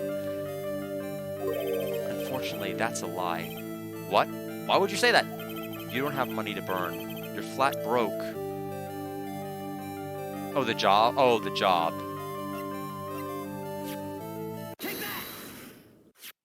This is yours, right? My magazine? Why would a rich retiree be looking for a job? I was... so what? As I was looking for a job. I'm buying a lot at the moment. I need spending money. Oh? I don't go to that restaurant for food. I just go for the cappuccino. Yeah, I think you mean a cappuccino. Anyway, how much does a cappuccino cost there? $8. Those had better be some golden beans. What's your problem? You think a poor man would be better off drinking dishwater, do you? Is that it? No, I wasn't thinking that. I was wondering if the coffee there is really that great. No, it's not. But anyway, yes, that place has free newspapers to read every day. Newspapers? Exactly. They don't want me hanging around at home, so I go there. I'm sorry, sir, but there are no free papers to read at Tribulations.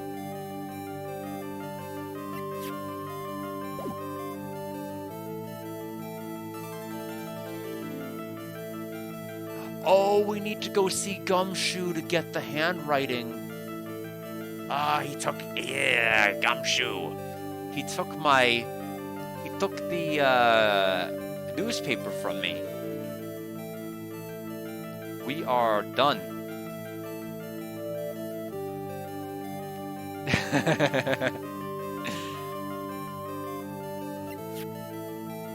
There's no free papers. I don't think I have enough evidence yet.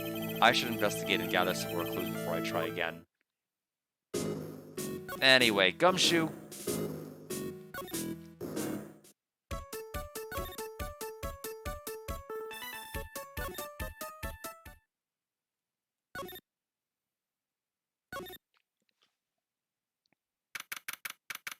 Police Station, Criminal Affairs Department. Hey, you're just in time. What is it, Detective Gumshoe? The lab got back to me about that newspaper you gave me. He must mean the sports paper with the memo scribbled on it. So, what did they say? Did the analysis turn up anything? They said the doodle was written by the victim, Glenn Elk. No doubt about it. I expected as much. The victim took the paper with him to the restaurant on the day of the murder. That's our best interpretation of the facts at the moment. Sports paper refiled into the court record. MC Bomber. I get the feeling I've heard that name somewhere before. Oh well, I guess it'll come back to me. Don't forget to report back to me with whatever you find in the restaurant, okay, pal? Since when did I start taking orders from Gumshoe? Although, I get the feeling there's something I need to show him. Yep. Now analyze this so I don't have it when I need it. You got one of those aroma bottles too, huh? Only this one doesn't smell. Huh? I don't get you. This was mixed in with all the other aromatherapy bottles, but it's not the same. It doesn't even look the same. Wouldn't you agree? A cologne bottle that doesn't smell, huh? Smells like a skunk to me, pal. Mind letting me borrow that bottle for a little while? I want to send it to the lab for analysis. The victim was poisoned, so the contents of this bottle are pretty important. Small bottle given to Detective Gumshoe. I had a hunch there was something funny about that chef. You suspect Jean Armstrong? I've got that guy's number. I know what his secret is. That must be the same secret Gumshoe was talking about before. I guess I better fill you in on the details. About this Armstrong guy's secret, I mean. Want some lunch, Gumshoe? No, it's not. Scooter? Okay, let's talk to him.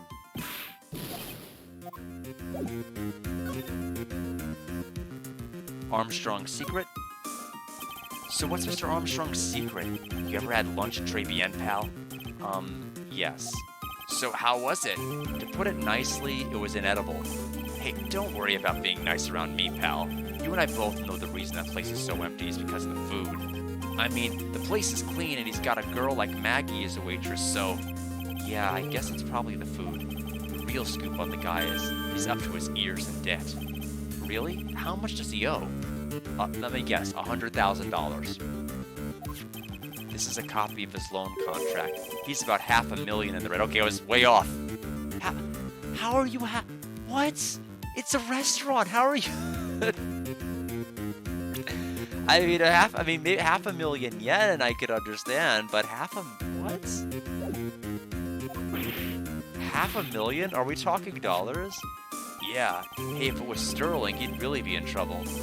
Sorry, that figure just took me by surprise. Yeah, this case is full of surprises. And I'd be willing to bet that chef's got something to do with most of them. That's my hunch. John's loan contract added to the court record. Okay, well this was a fruitful visit. You sure you don't want to take it back to analyze it with a lab? To leave you without it? $500,000. The owner of the loan is tender lender.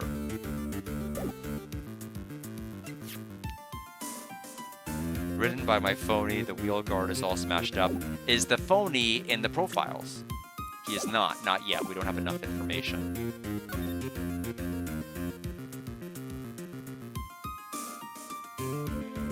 I mean, they did mention that our phony had a strange accent. I mean, I guess.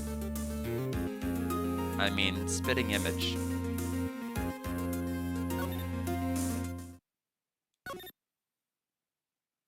All right, Tribulations. Back to Vitamin Square. All right, let's do this again. Of course, speeding along to the relevant listing.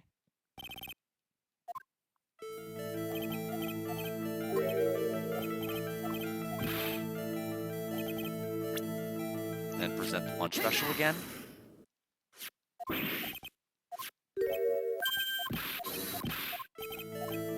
So now we're going to go ahead and present the job listing.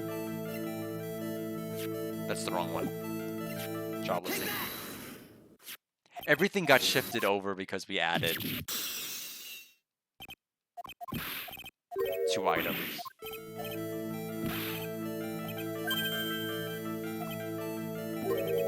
Newspapers, they don't, okay. There are no free papers to read at Tribulations.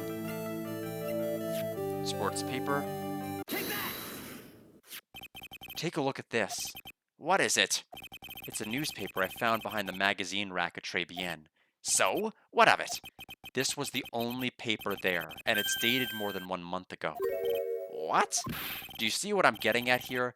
That restaurant doesn't get newspapers. This is just one that a customer happened to leave behind. Tell me, why are you so determined to hide the truth? Also, that's a weird lie to even tell. Like, he could just say it was a magazine. Why did he have to say newspaper? It doesn't seem like a contradiction he would make normally. Why are you so determined to hide the truth? I'm not hiding anything. I'm going to have to put this guy out of his misery. Listen, the real reason why you go so much to Tribulations is...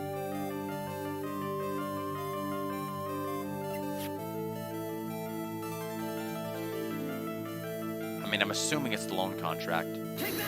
It's not the loan contract. Aha! You're wrong. You're wrong. Uh-oh, he's gone silly. You're so stupid, ha ha ha. It's not the food, it's not the coffee, it's not the... Oh, Maggie. Did they just want to present Maggie? I guess they wanted to present Maggie. What else is there? Tell me, why are you so determined to hide the truth? And here we go again.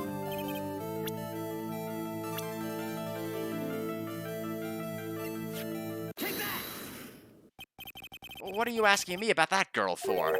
She was the waitress at Tribulations.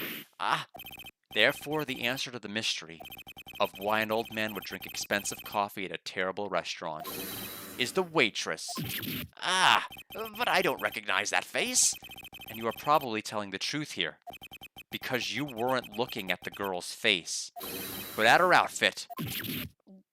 That's the truth, isn't it? You became a regular at the restaurant because of the waitress's uniform. That uniform is all you can think about, isn't it? I can't take it. To you, that waitress was your... Enough, please. No more. Stop saying that word. Stop saying waitress. Stop it. Stop it. Stop it.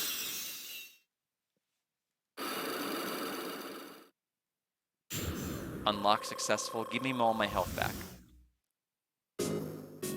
Alright, Tribulations regular. Sir. Yes, it's true. I was there for the young girl. Fine, so I'm a dirty, wicked, sinful old devil. No, I didn't mean it like that. I even get one of those lousy cups of Javachino every time for $8. All because of the serving girl. Punish me, lock me up. Really, that's not what I'm here for. You'll be the same. Another 20 years and you'll understand what it's like. You'll know how painful it is to be an old man like me. No, really, listen, sir. Stop calling me that. I have a name, you know, boy. So show some respect. I'm Victor Kudo. Sorry, Mr. Kudo. You young ones think you know it all, don't you? Well, I'm not saying another word. I won't tell you anything more. I can't wait for him and Wendy Oldback to be in the same case together. I hope they're together. They're just gonna hit it off. I won't tell you anything more. This guy was in the restaurant at the time of the incident, which means I have to hear his testimony one way or the other. I don't believe this. They even broke his psyche lock and everything. I guess I'll have to try to get him when he's in a better mood.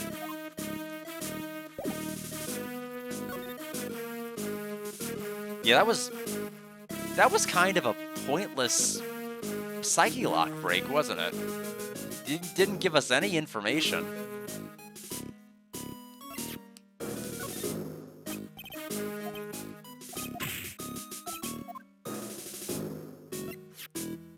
I guess I could give him those lending contracts. Nope, doesn't matter.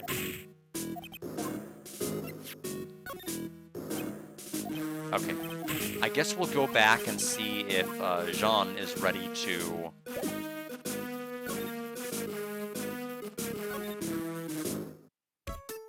Oh, he's not? Oh, he's probably in the kitchen. He's gotta be in the kitchen now.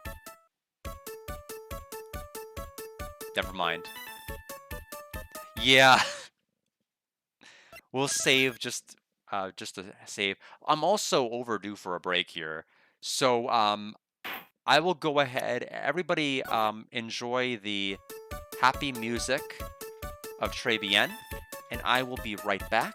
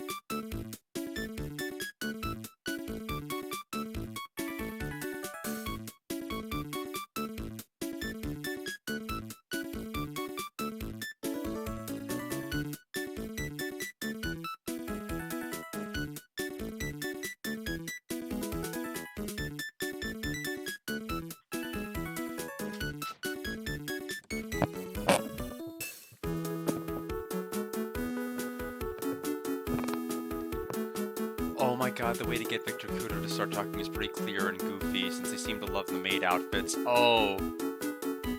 I didn't realize there was more!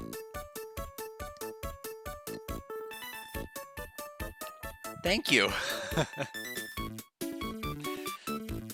Alright!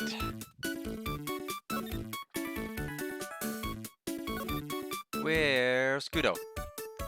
I look like I was sneaking in like Tom. I guess that's just kind of how I enter rooms that I know I'm streaming it. I don't know why, but I just do. So let's go back to Vitamin Square.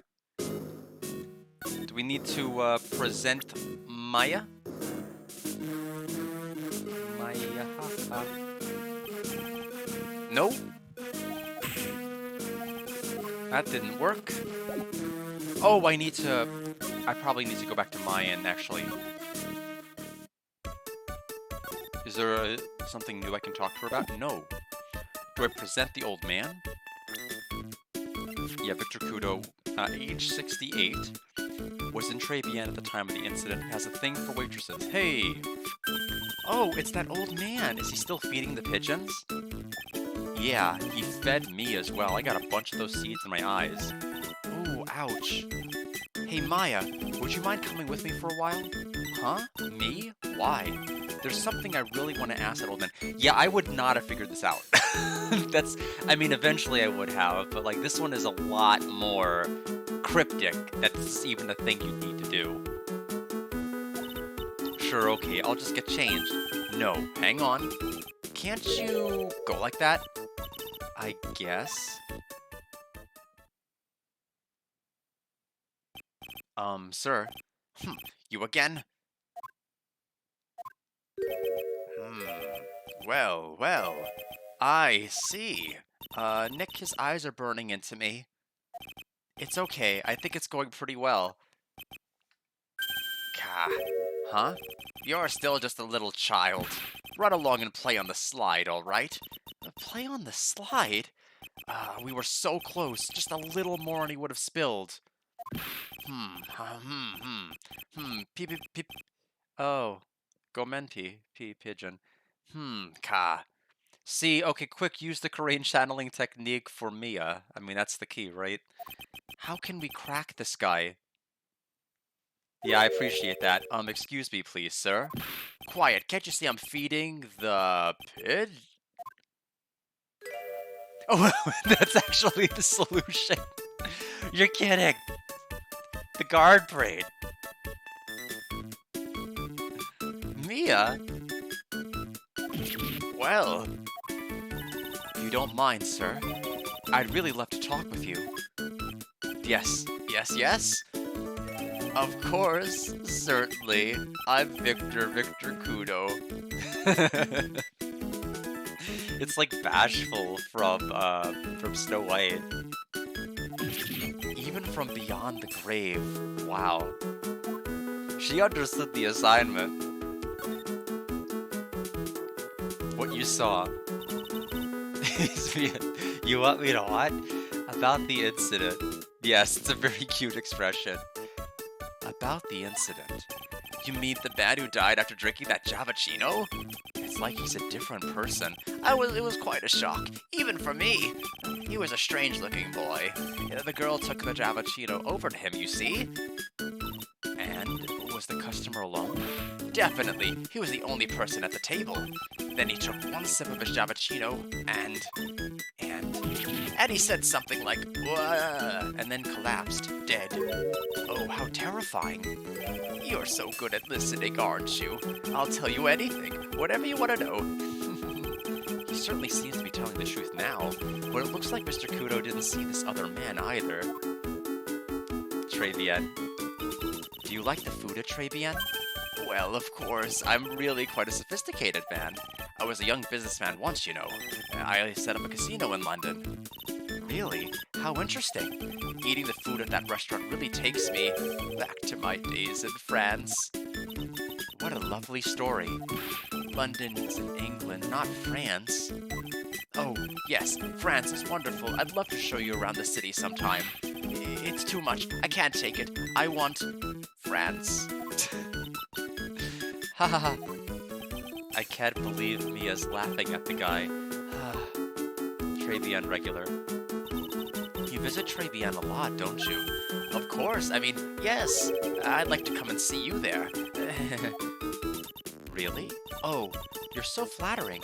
The owner would be delighted to welcome you, I'm sure. Be careful of that chef, my dear. The chef? You mean Mr. Armstrong? That's right. The man's an ex-con. He's an ex-con? Armstrong's record.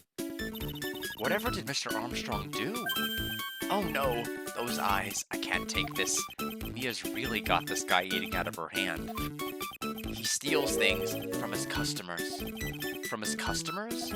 Gloves, handkerchiefs, little things mainly. He's a pilferer, so you be careful around him, my dear. Are you sure about this? Of course, he was arrested for it once. I was there when it happened, having my Javashino. He really is a regular. Let me write you a little haiku about it. A haiku? Oh, is he the one who... No, I was gonna say, is he the one who wrote the poems? But no, that wasn't him. Because it was written in, like, the pseudo-French. So I don't think he would have written it. A Japanese poem that'll explain all you need to know about that chef. Victor's note added to the court record. If he takes anything again, you let me know. Let's see. Convicted before, a wicked man or woman, repeat offender. Haiku'd.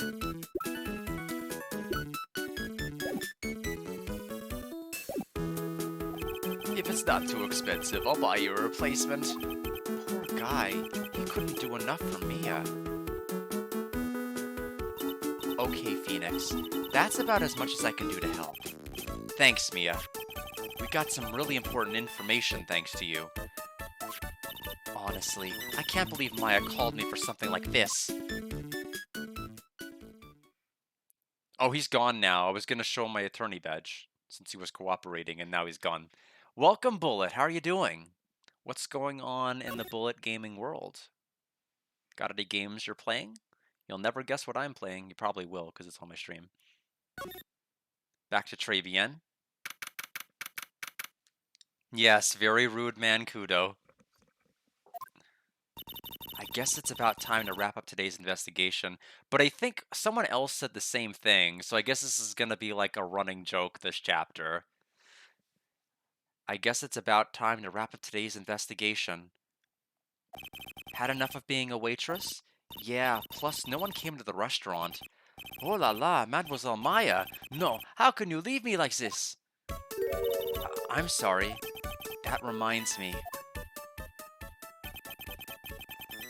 Hype for Eden going through trials and tribulations. Yes, this may be the game that breaks the Chapter 3 curse. I think Chapter 3 has kind of historically been well, I guess it's historically been silly. This definitely is still silly.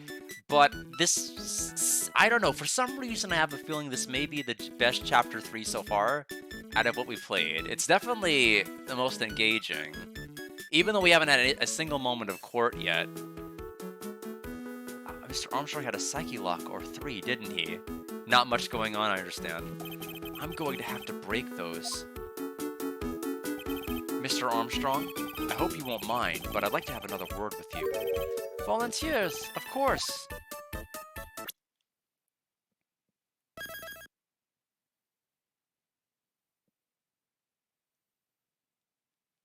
In case we screw up.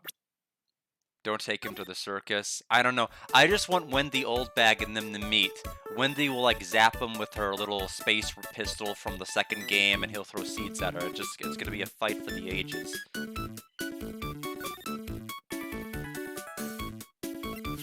Sharkstorm, any gaming updates for you? You're always like every time I talk with you, you've played through another entire 5 games since I last speak with you every time. It's actually, you're extremely efficient.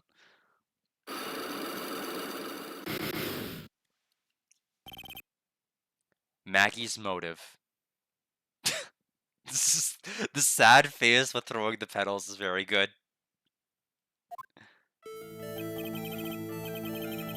What is happening? I do not like this horrible feeling. I have to know the truth. What happened that day? Allures, allures. I will confess everything. Just don't hurt me. Huh? Well, that was a new world record. It was a lottery ticket. A lottery ticket? The man who died here had a lottery ticket for $500,000. $500,000? But after that incident, this ticket, it disappeared. The ticket disappeared? This was the motive that the prosecution gave for Maggie. They said that she poisoned the man to get the $500,000 lottery ticket.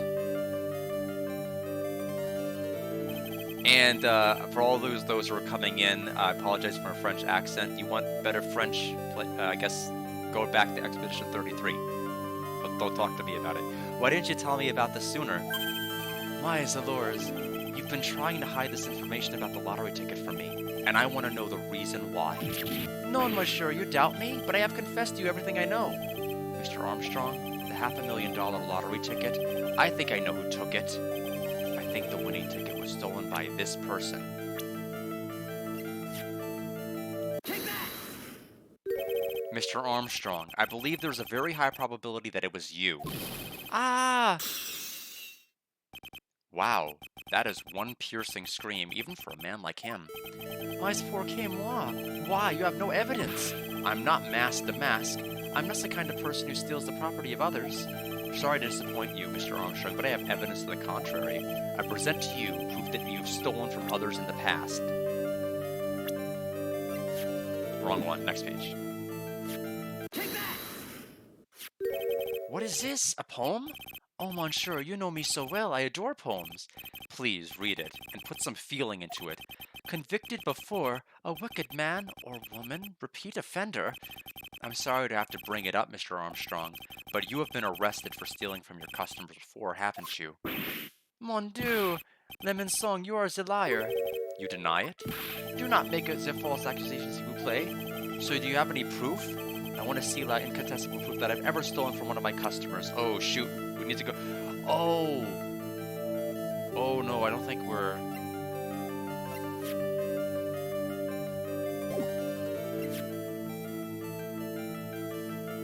Oh, is this proof? Is the sports paper?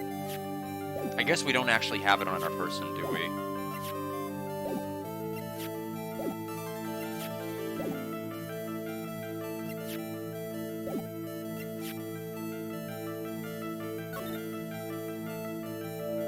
I think we have to go back to... I think we have to go back to Gumshoe.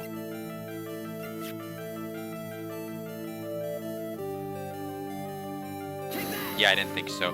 We'll go back out. Imbecile, imbecile, you are an imbecile.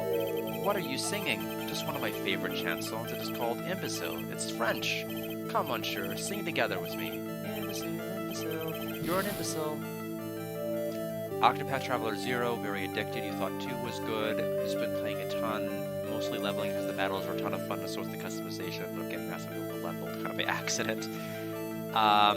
It's interesting that you get overleveled by accident. It's kind of nuts. I don't have any immediate plans to play Octopath 0, let alone 2 at this point. It's not that I hate the series, it's just that I'm not...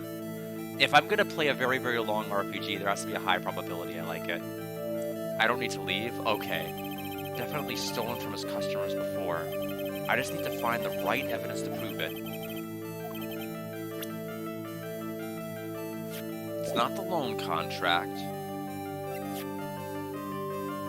Is it the paper?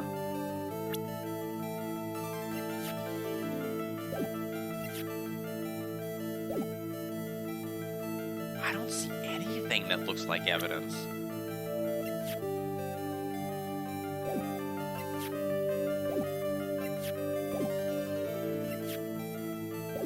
Oh, duh. Duh. I am an imbecile. He was right to sing that about me. Yes. Yes. It seems old habits die hard, Mr. Armstrong. What is that? This is my Magatama, and I found it in your kitchen. I completely forgot about that. Now, yeah, you have every right to kind of do the ellipses, because of, like, I can't believe I forgot. And I found it in your kitchen. No. Wow, that scream just about broke some windows. We, I have a weakness for the little trinkets and la figurines. My aunt, it just slips out. I cannot stop it. You've stolen handkerchiefs, gloves, and other things from your customers, right? It is the truth. I am just a timid little girl inside, monsieur, a timid little girl. Besides, this time, it was not a small trinket, it was $500,000. My snow, why would I steal it? I have no need for such money, really now. Oh, monsieur, what is it? Isn't it true that you're in some pretty serious trouble and that you are in desperate need of a large amount of cash? Now the contract. Yeah, it's just like, it's one of those things where I'm like, huh, it showed up, and then I completely forgot it was evidence that he stole it. The dungeons are more big than Octopath 2. You have 30 plus recruitable playable characters, get drastically different abilities, and the customization is crazy. Master skills. Oh, that's a ton of characters. So you could play with more than 8. I guess calling it something other than Octopath, like whatever the 30 equivalent of Octo is, would be kind of a weird name for it. The restaurant is deep in the red, isn't it? You have a loan to the tune of $500,000. That lottery ticket would have wiped out your debts. Well, Mr. Armstrong, what do you have to say for yourself now?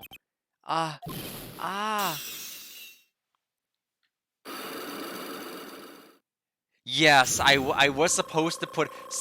See, I will make the leap of logic that the Mia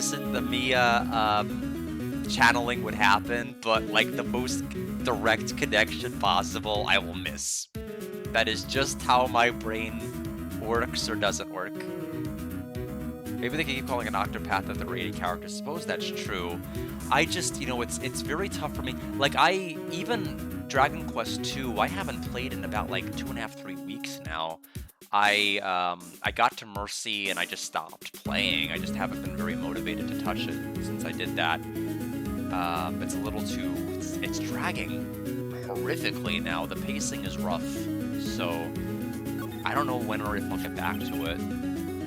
Mr. Armstrong. I mean, I suppose I kind of have to, because I played and beat 3, and 2 is at least better than 3. It feels weird to quit 2 when I didn't quit 3. Mr. Armstrong, you said that the victim had a winning lottery ticket for $500,000. How did you know he had something like that in the first place? The man, he was listening to the radio with an earpiece. Maggie said something about that too. So the winning number was announced in the news, I think. All of a sudden, he exploded. Yes, $500,000, he shouted. And the ticket? He had all of his tickets spread out on the table. I was so desperately in need of the money, so I put the poison in his coffee. No, you naughty man. I simply helped myself to one of his tickets. What? The victim collapsed and Maggie passed out. I thought to myself, poor K-Pass. He had so many of them. Yeah, but only one of them was the winning ticket, right? How could you do that, Mr. Armstrong? Maggie was arrested because of you. No, this is not true. Winning ticket. I did not take it. That ticket for $500,000, I mean. But you just told us you did. You said you took a ticket. No, Mafia, it was not. That's enough. Huh? Mr. Godot? What in the heck are you doing here? This is without doubt the worst coffee I've ever tasted, Mr. Armstrong. He came in here for coffee? Does his craving for coffee know no bounds? Perhaps Mr. Armstrong stole one of the victim's tickets on the day in question. I am the airhead, no? Just a pretty little girl who everyone is laughing at. But in that case, Maggie shouldn't be the only one under suspicion. He had the wrong ticket. What? Mr. Armstrong made off with the winning ticket's pretty neighbor. So, the ticket he took was worthless? Not quite. He did win something. $1. You see? I am just a pretty face. Without my looks, I have nothing. Blackberry Sage, I am ready to turn on my electric kettle. One moment. Since it is a sage oolong, I'll set the dial to 195. And it is brewing now. Good choice, Tay. I'll have to add more to the list because the only one that hasn't been picked to brew so far is the actual jade oolong itself. So I will have that one done. That one's probably due to be redeemed at some point, and/or a repeat redeem of one of the other ones. But I'll have some more tea options by Thursday. Not many, but certainly after the holidays, I'm sure I'm going to be swimming in tea. So, what happened to the winning ticket then? The one he meant to steal? Indeed, what did happen to it? I don't like spoiling myself by watching trailers, so we'll just wait and see how the movie turns out tomorrow, won't we?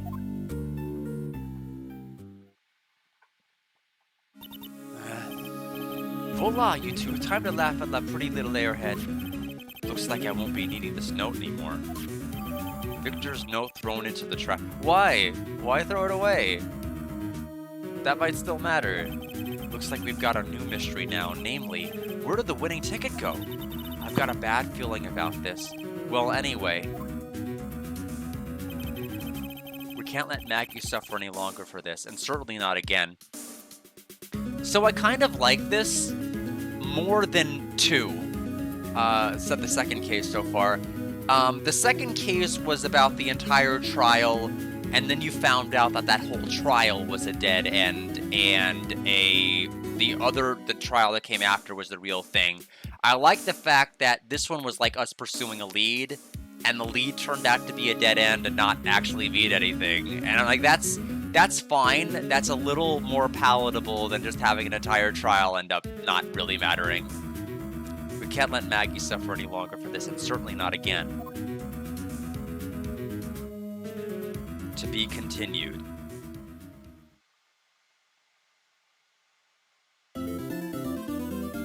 Save.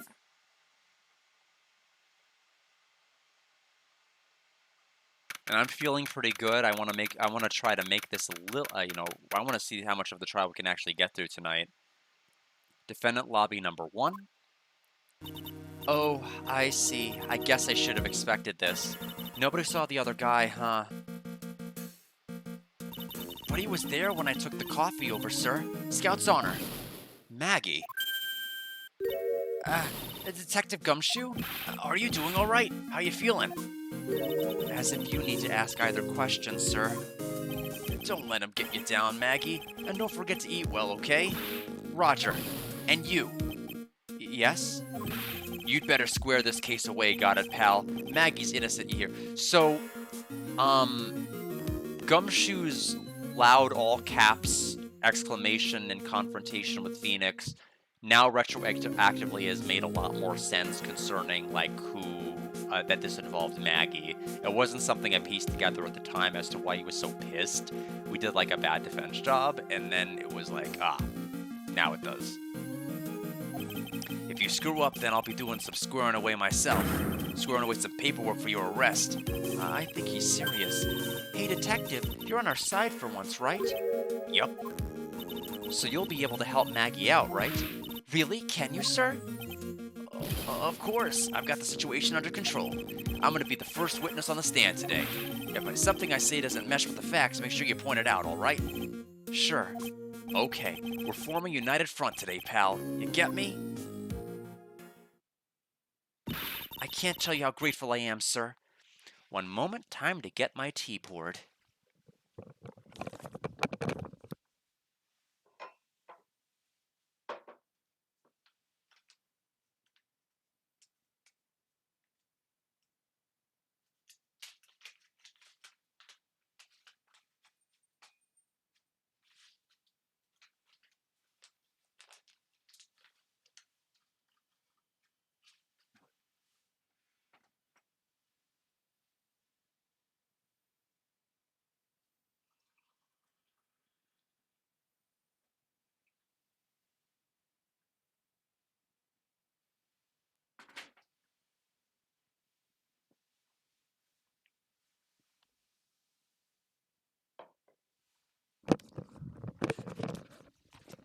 I descaled this kettle like 2 weeks ago.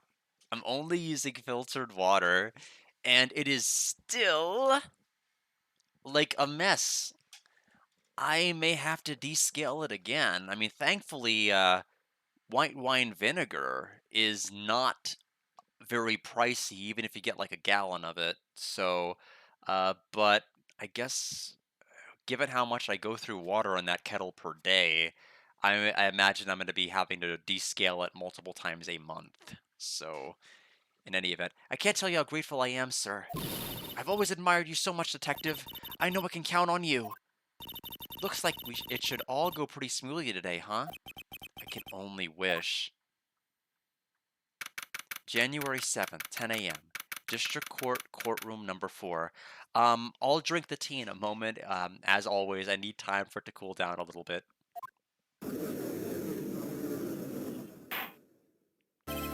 Court is now in session for the trial of Maggie Bird. The defense is ready, Your Honor.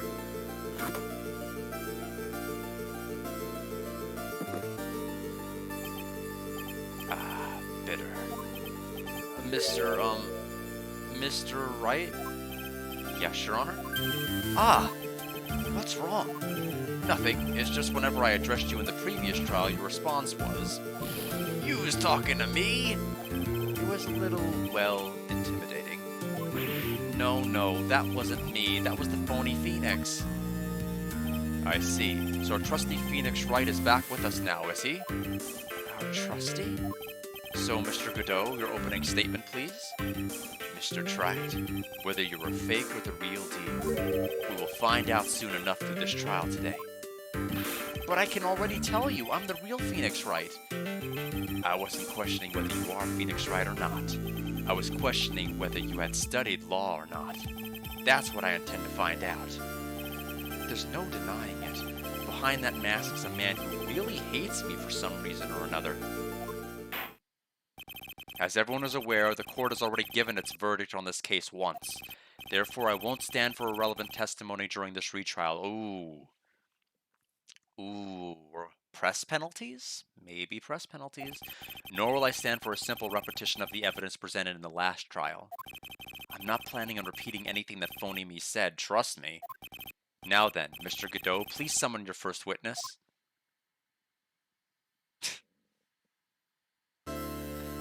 Let's start with the formalities, shall we? Name and occupation. Witness, state your name for the court. Huh? Oh, sorry, sir. The name's Police Department Detective. Occupation, Dick Gumshoe. Nailed it.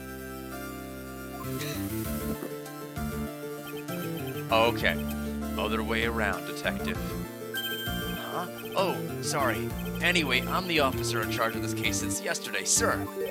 Since yesterday?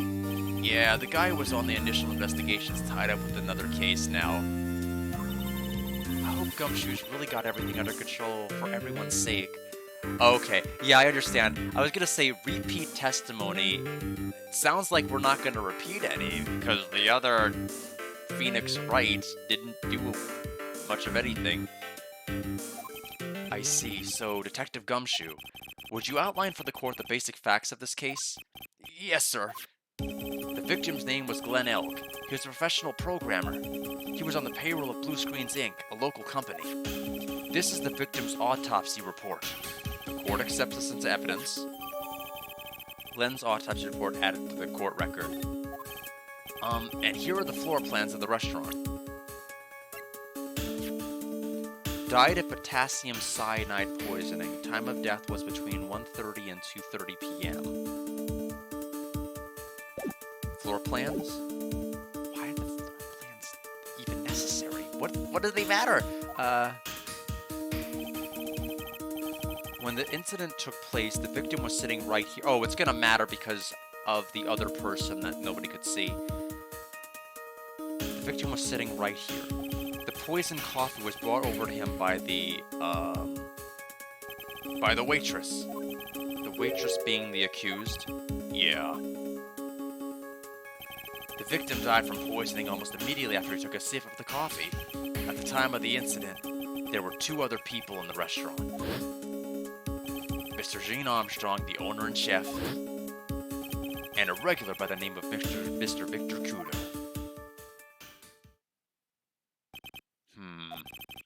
It still seems to be a very straightforward case to me. Floor plans added. Come, detective, take up this hammer and nail the defendant's coffin shut with your own 2 hands. Now then, Detective Gumshoe, let's have your testimony. Yes, sir. Let's see if it has cooled down enough.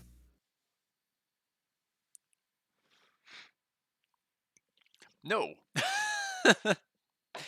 Took a little too ambitious of a sip, but the answer is no, it is not cooled down enough. I'll give it a little bit longer. Probably after this cross-examination's over. The incident. When the incident took place, the victim was alone at his table, sir. We understand that the guy, Glenn Elg, was listening to the radio at the time. Swig, yes. I have to pull a Godot and chuck it. Traces of poison were found in his coffee cup. And what we found was potassium cyanide. That stuff really packs a punch. He never gave us back the poison, did he? So I wonder when that's going to be relevant. And, it looks like Miss Bird might have had, well, some kind of a motive.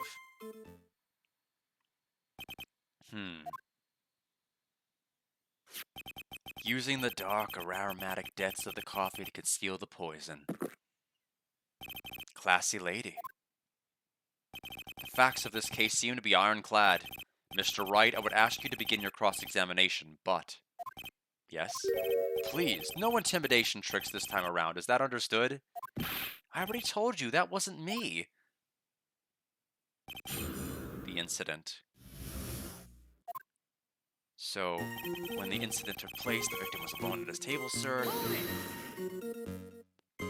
Can I stop you for just a minute? Huh? What is it? Did I say something that contradicts the evidence? He's so desperate for that to be true, he's practically crying. Your testimony just now doesn't match the testimony given by Miss Bird. She claims that there was another man at the victim's table. Yeah, that's what she said, and I... What killer wouldn't say that when faced with a homicide conviction? Hey, sadly, her testimony isn't supported by the owner or the other customers. Isn't that right, Detective Gumshoe? Yeah, it's true. Their 2 testimonies tie up on that. They both said there was no other guy at the table. What should I do? Should I press on the point a little harder or not? It's option 2 rather than option 1. Strange. Well, maybe just other witnesses just missed them. Perhaps their view of the victim's table was obscured in some way. Ha! That argument is as weak as the coffee at Tribulations, Trite. I have here in my possession a ticket. A ticket?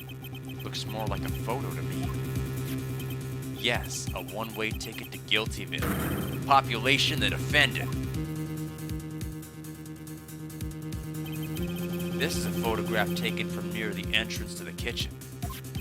This is the scene as witnessed by the chef, moments after the poisoning took place, correct? Oh, this is the judge, not him. I think the court will agree that with such a clear view of the scene of the crime. How, Mr. Trike, could anyone have overlooked a second person at the table?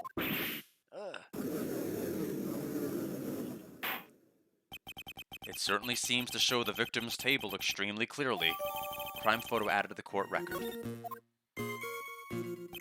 We understand that the guy, Glenn Elg, was listening to the radio at the time. No, actually, let's get to present. I want to take a look at the crime photo check.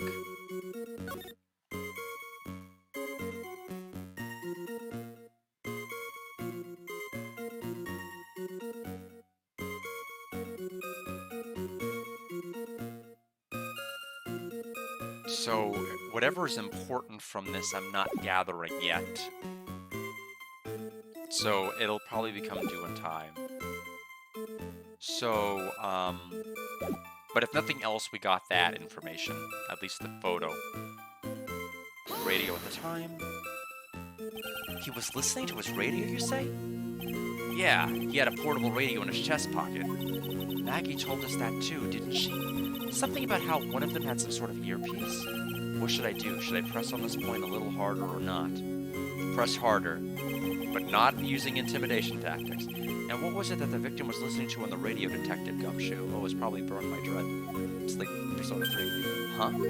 How should I know?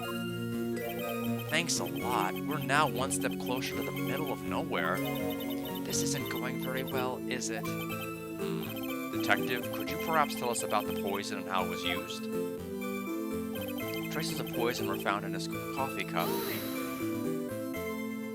So, traces of the poison were found in the coffee cup and nowhere else? Not sure I get you, pal. Was the poison a liquid, or was it a powder? If I had to put it in layman's terms, I'd say it was a powdery substance. So the poison could have been in anything that was on the table. Sugar, salt, pepper. Objection! Ha! Do you put salt and pepper in your coffee, Wright? The victim took his coffee black with no sugar. It seems that the poison could only have been in the coffee. What should I do? Should I press on this point a little harder or not? Press harder. Are you absolutely certain that the victim even drank any of his coffee? Huh? What do you mean? According to this file, the poison was found in the victim's coffee cup. But what proof is there that the victim ever drank any of it? Oh, hey, you're right. That's what I was thinking. In case you were wondering, that last objection was for the detective there. Huh? For me? Oh, hey, you're right. You may be fooling the court, but I'm not falling for it. If you have the time to waste, you have the time to present that piece of evidence. That piece, sir? Yes, that piece. What piece was it again?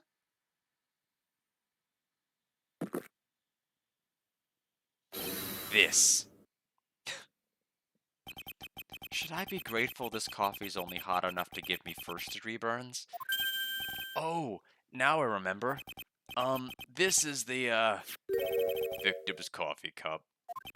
Yes, the victim's cup. Take a good look at the rim. Oh, yes, it's unmistakable. There is clearly a coffee stain on it. Conclusive proof that the victim did drink the poisoned coffee that was in this cup. The victim gulped down the bitter death that the waitress brought to him. Like this. Ugh. For the record, the only prints of the cup were the victim's and the defendant's. Coffee cup added to the court record. Upon further investigation of this cup, we found a certain chemical substance. And what we found was potassium cyanide. That stuff really packs a punch. Potassium cyanide? I've heard of that chemical before. Exactly how strong is this poison, Detective Gumshoe? It's, well, that stuff's lethal. Eat too much in your history. How much is too much? A lethal dose is 0.2 grams. That's about enough to finish anyone off. 0.2 grams? How much is that? You know when you swab your ears for earwax? Yeah, about that much. Earwax, huh? Sounds like something Gumshoe's got an abundance of. Such a small quantity of poison could have been concealed anywhere. And, it looks like Mrs. Birdie might have had, well, some kind of motive. Some kind of a motive? Yeah, but if you ask me, it's been blown way out of proportion. Objection! You know what my golden rule is, Detective? Chuck out a bad cup of coffee. You can always get another. Huh? I don't get it. I'm saying we can always get another witness on the stand if we have to chuck you out. So stick to the facts, Detective. Now then, what was Miss Bird's motive? Come on, Gumshoe. She was... They said she wanted to steal a lottery ticket. I knew it. That's what we had heard yesterday, too. It disappeared from the scene of the crime. And it wasn't just any lottery ticket. It was a winning ticket for $500,000. Mr. Armstrong knew about the ticket too, didn't he? But he stole the wrong one. Then is it possible Maggie stole the winning one? What should I do? Should I press on this point a little harder or not? Yes. Wait a minute. The mere fact that this lottery ticket disappeared in no way implicates my client. Ha! I have here in my hand the very ticket in question. That's the $500,000 lottery ticket? One of the female police officers found it when she was conducting a search. Let me guess where they found it. Of the defendant. What? Order, order. Ha, she's quite a lucky bird, our little waitress. You will submit that lottery ticket as evidence to the court. Immediately. Was it not submitted the first case? Why is he surprised? There was a lottery ticket here? I didn't know that. I'd better keep an eye on that ticket. The way the judge's voice is quivering. Addressed to the court, added to the court record. The ticket was presented to this court in the... Oh, it was? Okay, then why were you shocked? Why were you shocked? Just playing it up for me because I wasn't there? How kind of you. A winning ticket for $500,000 found during a body search of Maggie. The coffee cup, potassium cyanide covered on the victim and Maggie's fingerprints. But it feels heavier now somehow. $500,000, you say? It's just a scrap of paper. What matters is where it was found, Your Honor. I bet he wants to say it was found on Maggie's person. That's enough. The facts of this case seem overwhelmingly clear for me. The defendant had ample opportunity to commit the crime of which she is charged. Furthermore, it seems beyond reasonable doubt that she did indeed commit this crime. I like an old man who knows the score. There is also the matter of the $500,000 lottery ticket. That alone provides a very credible motive. I mean, for that sum of money, even I might be tempted to bend the rules. I don't mind an old man who is weak to the siren call of money. Not good, Nick. The evidence against Maggie is starting to pile up fast. Yeah, that's because the court has ruled guilty once already. I'd say it's about time to wrap up this repeat performance. With one final, decisive piece of it. Oh, that wasn't it? There's more? Here's a picture of her, like, giving a peace sign holding the ticket. Like, what else do you have that's more smoking than everything else? He's got more evidence against Maggie? This is the apron that delightful Miss Bird was wearing at the time. Wow, that's not the cleanest apron I've seen. That stain looks like... It can't be blood, can it? Ha, it seems the star of our play was a little flustered. Well, she fainted, so, I mean... And somehow spilled coffee on herself. The coffee? That's not exactly the first thing that caught my eye. Of course, the coffee stain isn't the most interesting thing about this apron. No, there's something else that stands out even more. Something else? I presume you mean... Of course, I'm referring to the pocket. The pocket? A search carried out right after the incident uncovered this. Potassium cyanide, the very poison used by the killer, was in her apron pocket. A bottle of poison in Maggie's pocket? Yeah, and Maggie's prints were the only ones on it. What? Order, order, order! The court will accept these items into evidence. Apron added to the court record. Potassium cyanide added to the court record. There's something still bothering me, Mr. Godot. While you're bothered, let me take a look at the apron. Small pockets, big stains. Little hamsters, big adventures. Potassium cyanide, deadly powdery poison. Bears Maggie's fingerprints found in her apron pocket. Why have you not explained the bloodstain to this court? I mean, the victim didn't die of anything that would cause him to bleed. Bloodstain? What bloodstain would that be? Don't play games, prosecutor. The blood-colored stain that's smeared all over the apron. That's ridiculous. No one told me anything about a bloodstain.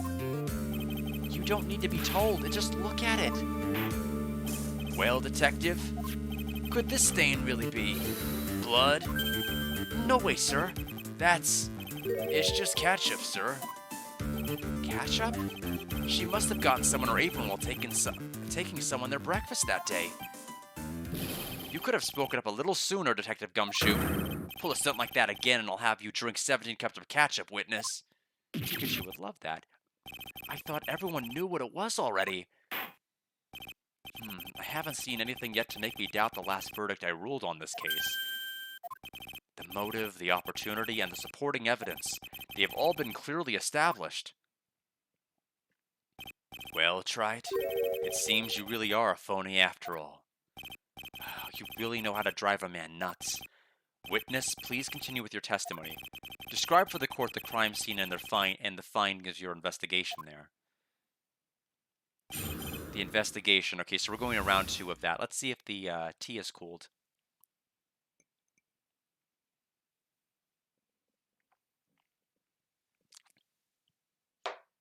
So it has. Would have been funny if I took a big gulp and then like had a stoic face and said no. But that humor aside, I like this tea. I actually like it more than the maple oolong. I specifically commented the maple oolong was good, but it was a tea I could only envision having at the evening and not any other time of the day. This tea is good and flavorful, but it's also a flavor profile I think can work in the morning, afternoon, and evening, which I think makes it superior to the maple oolong tea, which is nice, but clearly kind of like a dessert tea you'd have at the end of the evening. So I would say for purposes of rating this one, I'm going to give it an 85 out of 100. It's really a really, really good tea, and it's probably the best of the ones I've tried so far. In fact, I'll have another sip right now.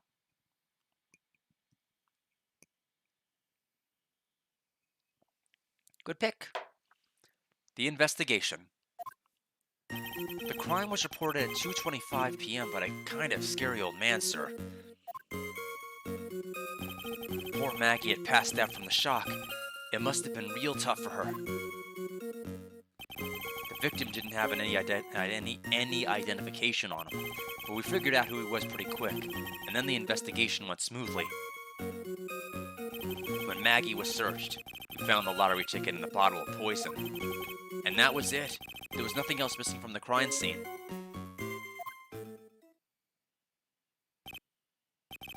You identified the victim and secured your prime suspect. Very good. Last chance to convince the court you're a real lawyer, Trite.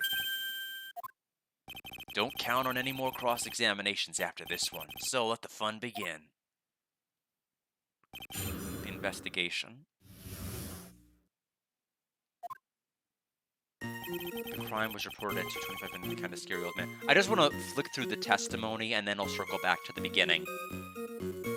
Because I think there was something there that caught my eye. Oh, missed the tea review? It was pretty short. But basically what I said was was that I like this tea. It's very flavorful. The blueberry doesn't taste like, actually, I mean, not the blueberry, the blackberry sage. It doesn't taste like artificial or like phony, like, I don't know how to describe it. It doesn't taste like I'm tasting a flavor of something versus the actual tea itself. It tastes, it's actually quite nice. And I said that alone makes it superior to the maple oolong, because the maple oolong was a tea that I specified was just like a dessert tea.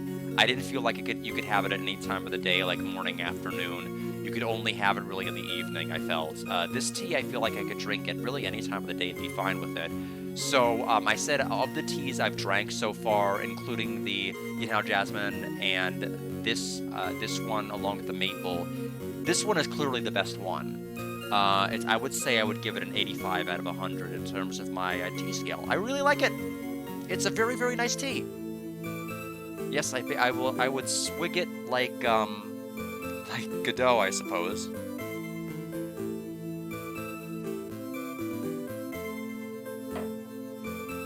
So let me flip through this. Scary old man. Maggie had passed out from the shock. It must have been real tough. The victim didn't have any identification on him. We figured out who was pretty quick, and then the investigation went smoothly. When Maggie was searched, we found the lottery ticket and the bottle of poison. And that was it. There was nothing else missing from the crime scene. Well, there is stuff missing from the crime scene. The CD is gone. The earpiece is gone. But we can't present that. We'd have none of that to present. And the lottery ticket was missing. Although they said they found it on her. Yeah, they said, never mind, they said they found it on her. The other things I said, yeah, he literally just said the lottery ticket. Okay, let's go and start pressing now. Scary old man, Detective Gumshoe? There's an old man who's a regular at the restaurant where the incident happened. Ah, we're obviously talking about the same old man. Officers were dispatched right after the report came in, but the old guy still made a fuss. What took you so long? Then he hurled abuse at them. And seeds. Seeds. Ha, it was nothing. I caught each one with my teeth. I guess not even the mighty Godot can avoid being attacked by that guy. The old man was the only other customer in the place at the time. He took his time finding a payphone apparently, so he was late reporting the crime. Poor Maggie had passed out from the shock. It must have been real tough for her. How long was the defendant unconscious for? The officers got to the crime scene at around 2:40. Maggie was still out cold in the kitchen at that time. I took another 10 minutes or so before she came to. I would have liked to have been on the scene myself. I bet you would have liked to have carried out the search too. I would have loved to see Maggie asleep like that, all pretty and peaceful. You're a professional detective, Gumshoe, not a professional bird watcher. Save the romantics for your own time, detective. All we need to know about is the investigation. Oops, I guess I'm pretty red right now, aren't I? The victim didn't have any identification on him. He didn't have any? Are you saying that it was stolen then? No, I don't think so. The victim didn't have a driver's license or even a credit card on him, pal. All he had was 58 cents in his wallet. 58 cents? That's 58 reasons to kill him. That's what Godot would say. Yeah, I can't believe I found someone with less in their wallet than me, pal. The victim sounds like he was a thoroughly miserable young man, or some kind of outlaw. Why not give him a bit of an edge? I think I'm onto something here.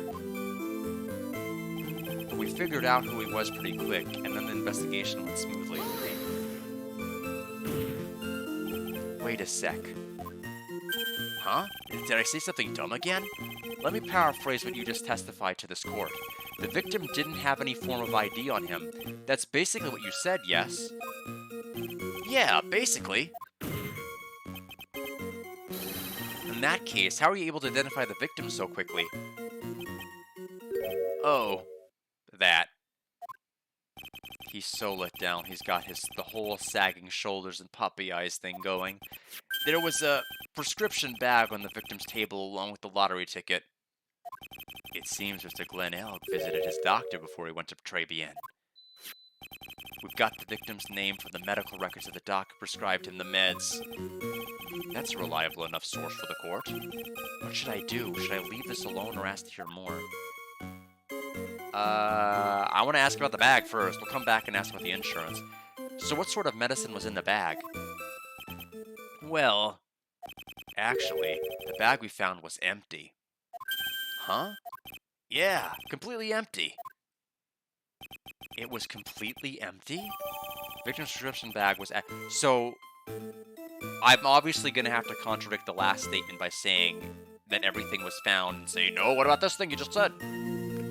I wonder if the judge is going to have him add this piece to his testimony. He might.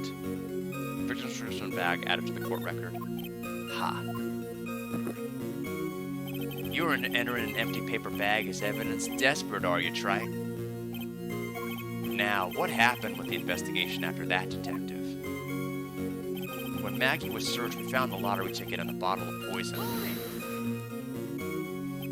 But the defendant had been passed out for a while, correct? In that case, isn't it possible someone planted the evidence in Maggie's pocket?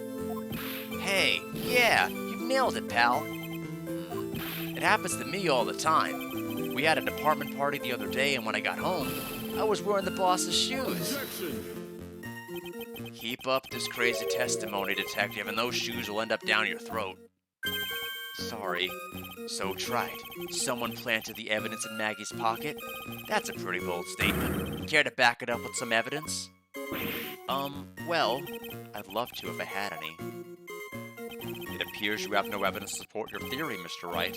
Continue with your testimony, witness. Hasn't stopped me before from putting out my theories. Let's go ahead and press on the insurance.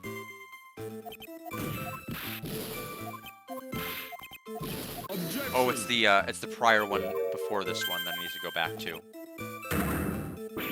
Not this one. I know if I don't do it now, I will forget.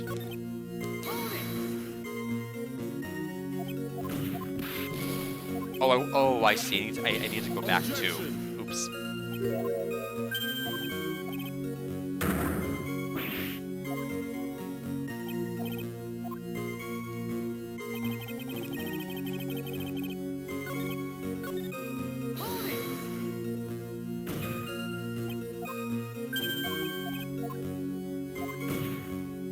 Okay, we'll get back to the other choice.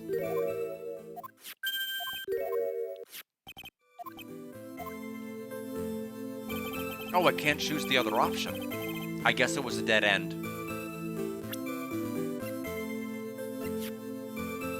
The bag is empty. Yeah, so I mean, if he went to the doctor before going to Tribulations, it should be in there. So it's not one of those situations where it's like it could have grown any time, and apparently not. There was nothing else missing from the crime scene. That's when we present the bag. So the $500,000 lottery ticket and the bottle of poison were accounted for. Yeah, interesting. It's true that those two items were accounted for, but wasn't there another lottery ticket that was stolen that day? Oh yeah, the one that restaurant owner took. He won a whole dollar with it. What a lucky guy, huh? And they're just going to let him get away with it? It was just $1, detective. I guess no one cares when it's that little, unless it's Gumshoe. If I don't find a hole in this testimony, the judge is going to hand down his verdict. Gumshoe isn't giving us anything to work with, and we can't find any contradictions if he doesn't give us something. Yeah, that's true. But Maggie and Gumshoe are like Dumb and Dumber. Our only hope is that they were so dumb they missed something obvious. Come on, Gumshoe. Be the dumbest you've ever been. Has Maggie been dumb? I mean, she's been dealt like a bad hand with a lot of other stuff, and usually we've been the idiots in those cases, or Fake Me has been an idiot, but I don't think she's been an idiot.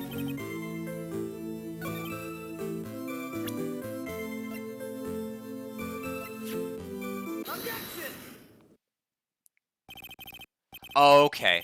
I guess it's never come across that way because I keep focusing on how incompetent we've been. Because it's like we're the amnesiac lawyer. So like by comparison, she was a genius.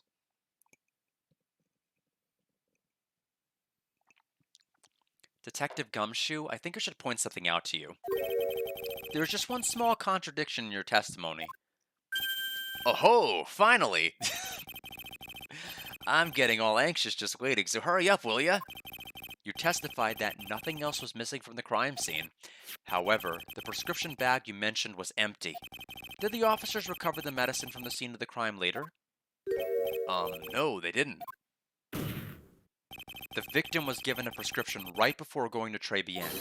Where then did the medicine disappear to? You are too cool, pal.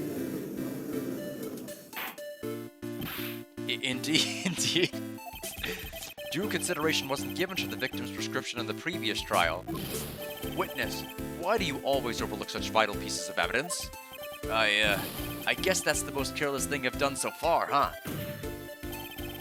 The victim was killed by poison, and the victim's medicine mysteriously disappeared.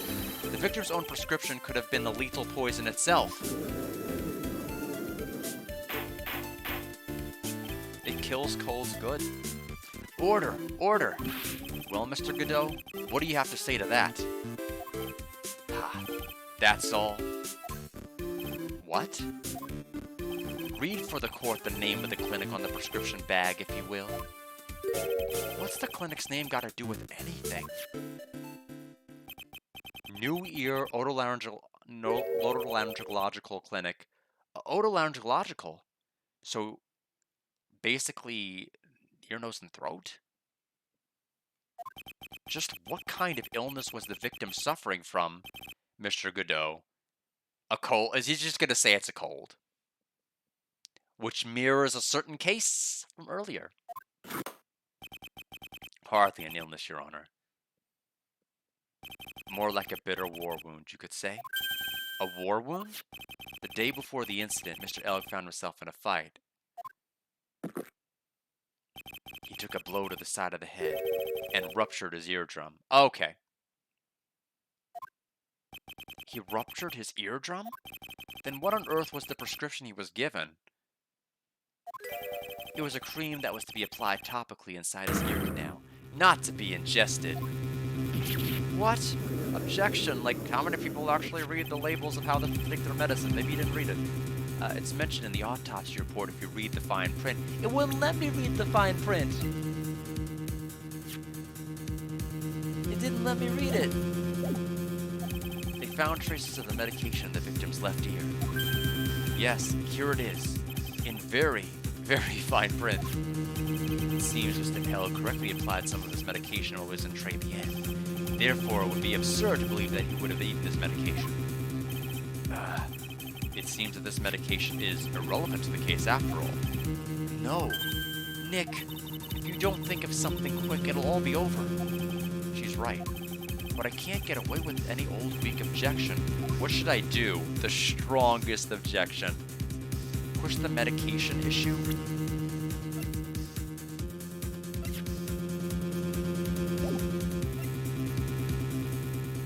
I think it's important. He was listening. I mean, he could have been listening to music out of his better ear. I'm assuming.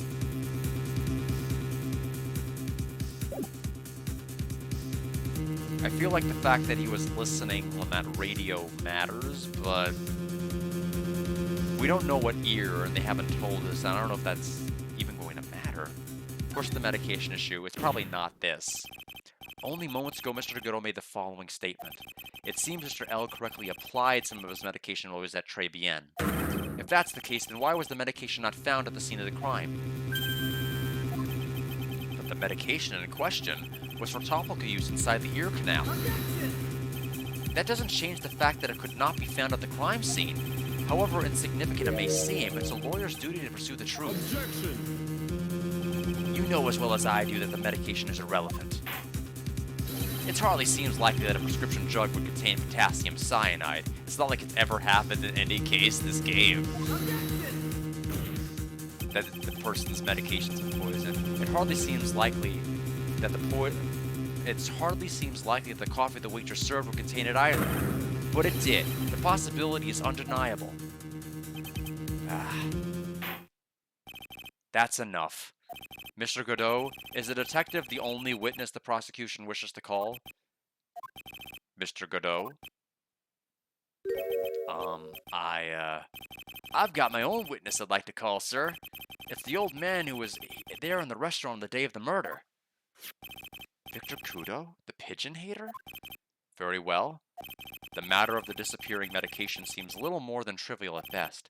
However, it wasn't explored at all in the previous trial, and that is something that bothers me. Yay, good job, Nick.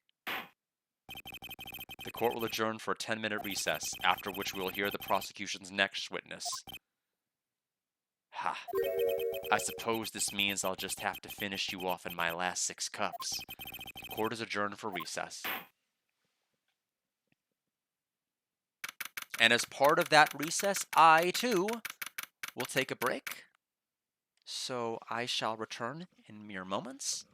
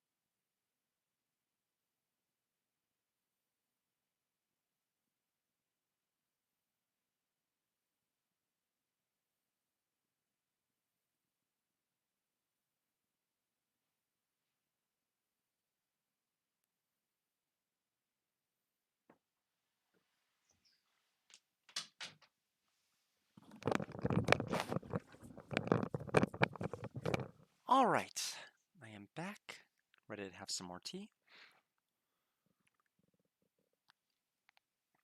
Thankfully, the kettle cooled off to still be warm enough to brew the tea, but not scorching.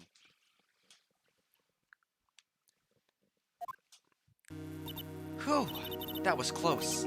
Tell me about it. I nearly died in there. That's my line, sir. No, it's my line. I think I really did die a little bit. Looks like we all nearly died in there. I can't believe Detective Gumshoe. How could he betray us like that?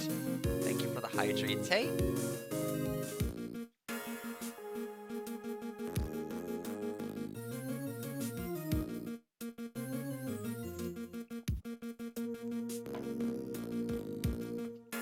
I like to think that Godot is extraditing this case because someone murdered and poisoned a cup of coffee, and there's no crime in the world worse than that.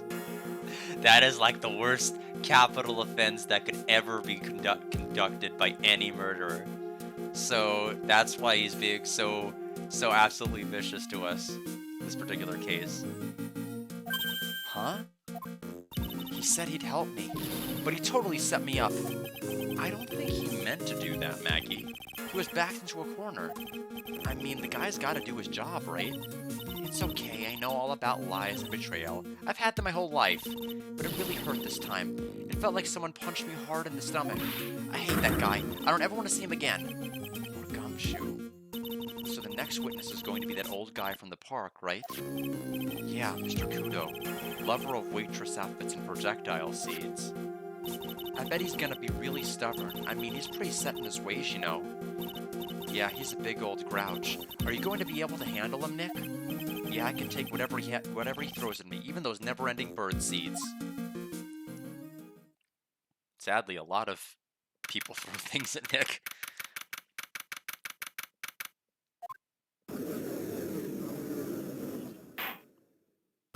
Court will now reconvene for the trial of Maggie Burke.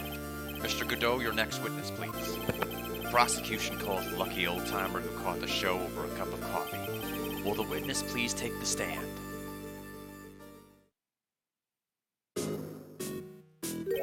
Name and occupation, if you don't mind. The name is Victor Kudo, born and bred in the land of the rising sun. Honor and duty are what makes me. Mind you, I can be quite emotional at times, too. You don't need to hear about that, Mr. Kudo. Just tell the court your occupation. My occupation? God, listen, young'un. How much call do you think there is for kimono embroidery here? Kimono embroidery? That's what I do, or did back in Japan. I embroidered family crest on kimonos. My ancestors were embroidering kimonos before this country even existed. Wow, real craftsmen. They're a dying breed. Hey, maybe you can embroider my costume sometime. Anyway, like I said, there's not much demand for that kind of thing here. So I had to take a job working in the cash register at a burger joint, pretending to smile. That burger joint would have been better off putting him in the kitchen. Now then, witness, were you in the restaurant at the time of the incident? Oh yes, I was eating some seeds over a cup of Javachino. Seeds? What do you think these are? I see. So you saw everything that happened, Gramps? Did I? Oh yes. Oh yes, I did. I saw it all. Then please tell the court. We're all ears. Sure. I'll tell you every last detail. He's really getting into this. What I witnessed. The young man was reading from the sports paper. The serving girl brought him a Javachino, but she put something in it. The man took one sip of it, looked like he was in terrible pain, and then collapsed. That's the serving girl, right there in the defendant's chair. I remember her well. Mr. Kudo, she is not a serving girl. Please refer to her as a waitress. Ah, you're as bad as the rest of them. All these newfangled words. What's wrong with the old-fashioned ones, Newfangled? All this talk of radios and glasses, it's wireless and spectacles, I tell you. Excuse me. Listen to me, everyone. Don't forget the old values. Don't let the good old days slip away. Well, I think it's time to begin the cross-examination, Mr. Wright. Yes, Your Honor. From the Dark Ages. Is that what we call 30 years ago? The young man was reading the sports paper. So you saw the victim then? You saw Mr. Glenn Elg? I wanted to know if Guts and Brawn retained his champion. Why does everyone want to know that? Retained his championship or not? So he was looking at the sports paper the victim was reading, huh? And at the location in question, there are partitions between tables on the same side of the restaurant, right? So are we going to ask where he was sitting? Because that hasn't been made clear.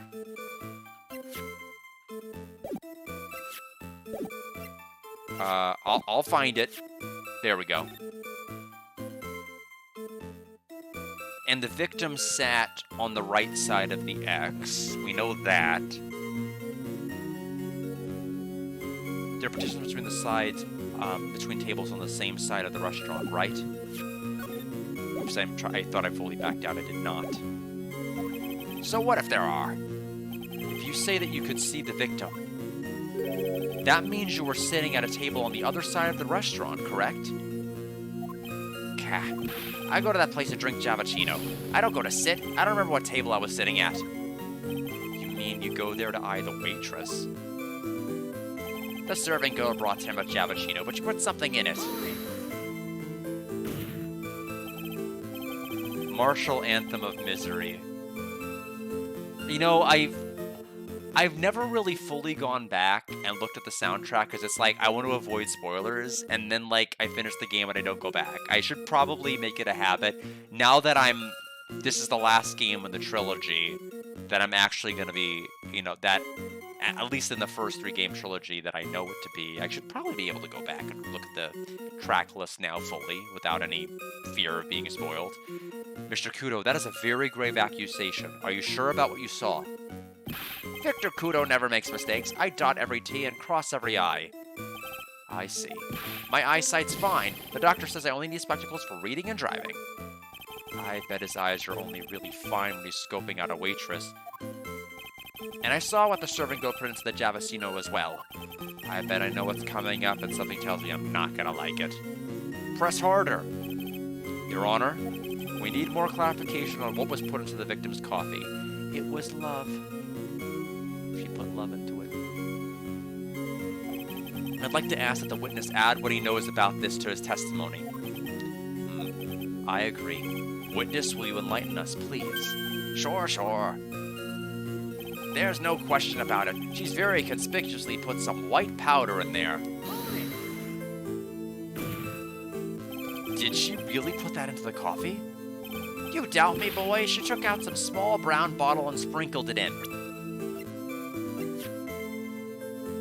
Wow, I was hoping it was going to be as simple as him getting the bottle wrong.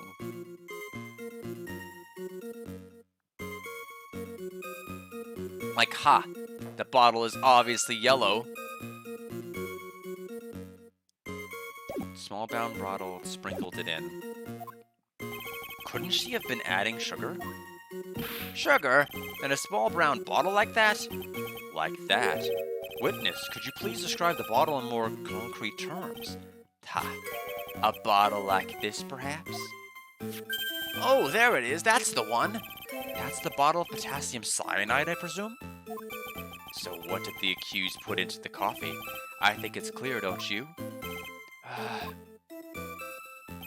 The man took one sip of it, looked like he was in terrible pain, and then collapsed.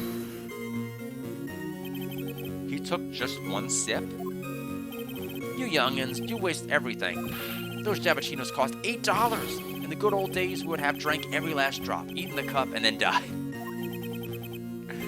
Congratulations, you've earned the title of fattiest man to grace the courtroom. So was an immediate death? Well, with potassium cyanide, I suppose that is possible. Oh yes, he slumped over without so much as a twitch.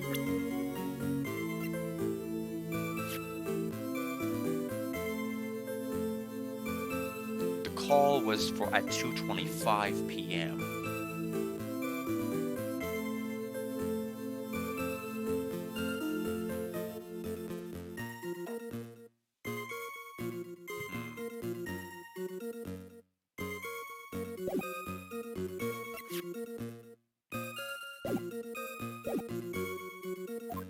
I felt the Javachino I just drank turn sour in my stomach.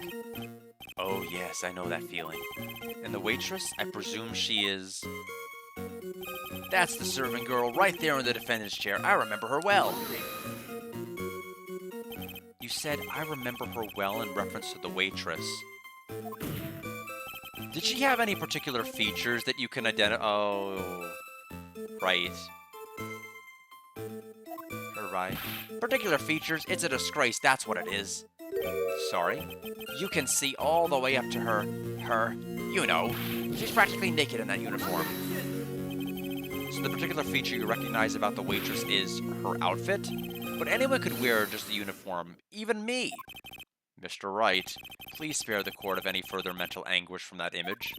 Don't get all excited, Nick. You've got to keep yourself together. I guess I got a bit carried away. Yeah, there are some other things I recognize about her, too. He seems pretty sure of himself. What should I do? Press. I'm never gonna not pick that option. Sure, you saw a waitress take the coffee over to the victim. But what matters is whether that waitress was Maggie Bird or not. Quite right. Mr. Kudo, these other features that you recognize about the defendant, I would ask you to add them to your testimony. Sure.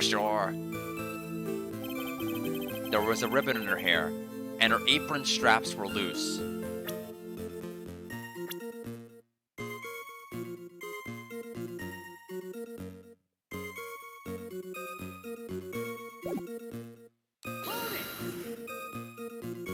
You do seem to remember several details about her appearance. What about the most crucial detail of all? Her face. Yeah, as if I would remember that. Objection! The witness noticed the straps on the accused apron. He's unlikely to make a mistake about her face. That's right, I can even tell you the color of the ribbon in her hair. It was red. Well, darn. He's 2 for 2 on color. The bottle of poison and the ribbon.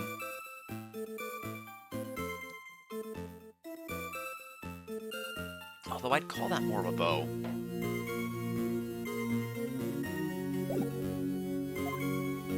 So you see, there's nothing wrong with the witness's eyesight. There's no doubt he remembers the waitress pretty well. What should I do? I get the feeling there's something more to this somehow. Ask about the straps. Ask about the waitress's back? When did he mention her back? What? I'm gonna pick that option because that's weird. I don't understand. The identifying features, you described are all things you would see from the back. So what? Is it possible that you never saw the waitress from the front at all? Objection! Ha! He's got you there, Gramps. Why would you object then? I'm right. Why are you booing me? I'm right. People normally talk about facial features when they're asked to describe someone. But this witness's testimony is nothing but straps and ribbons.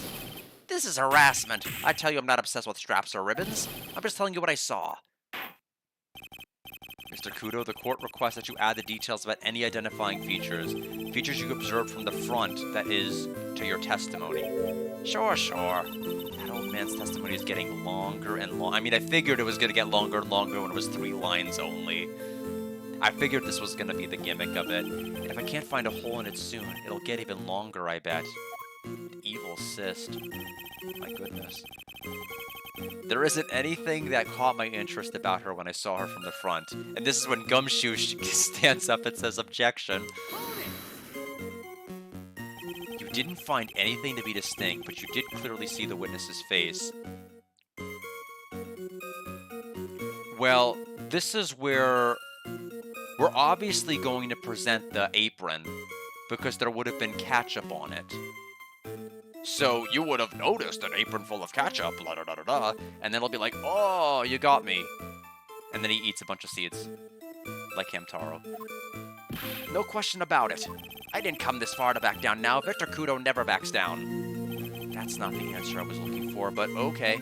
This has turned into a matter of pride for old CD now, I guess.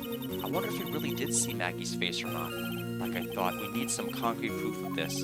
Proof that the old guy didn't see the waitress clearly from the front. Do you think old CD really saw Maggie do it? Well, he probably had his eye on the waitress the whole time. That's why he was there. But he was there for the cute outfits, right? Not the waitress. I guess. She makes a good point, though. Hey, did I just say something clever? I wonder if the waitress Mr. Kudo saw really was Maggie. That's what we have to figure out, Nick. Okay. Sports paper, Javicino, conspicuous powder, terrible pain, remember her well, traps her loose. Okay, present.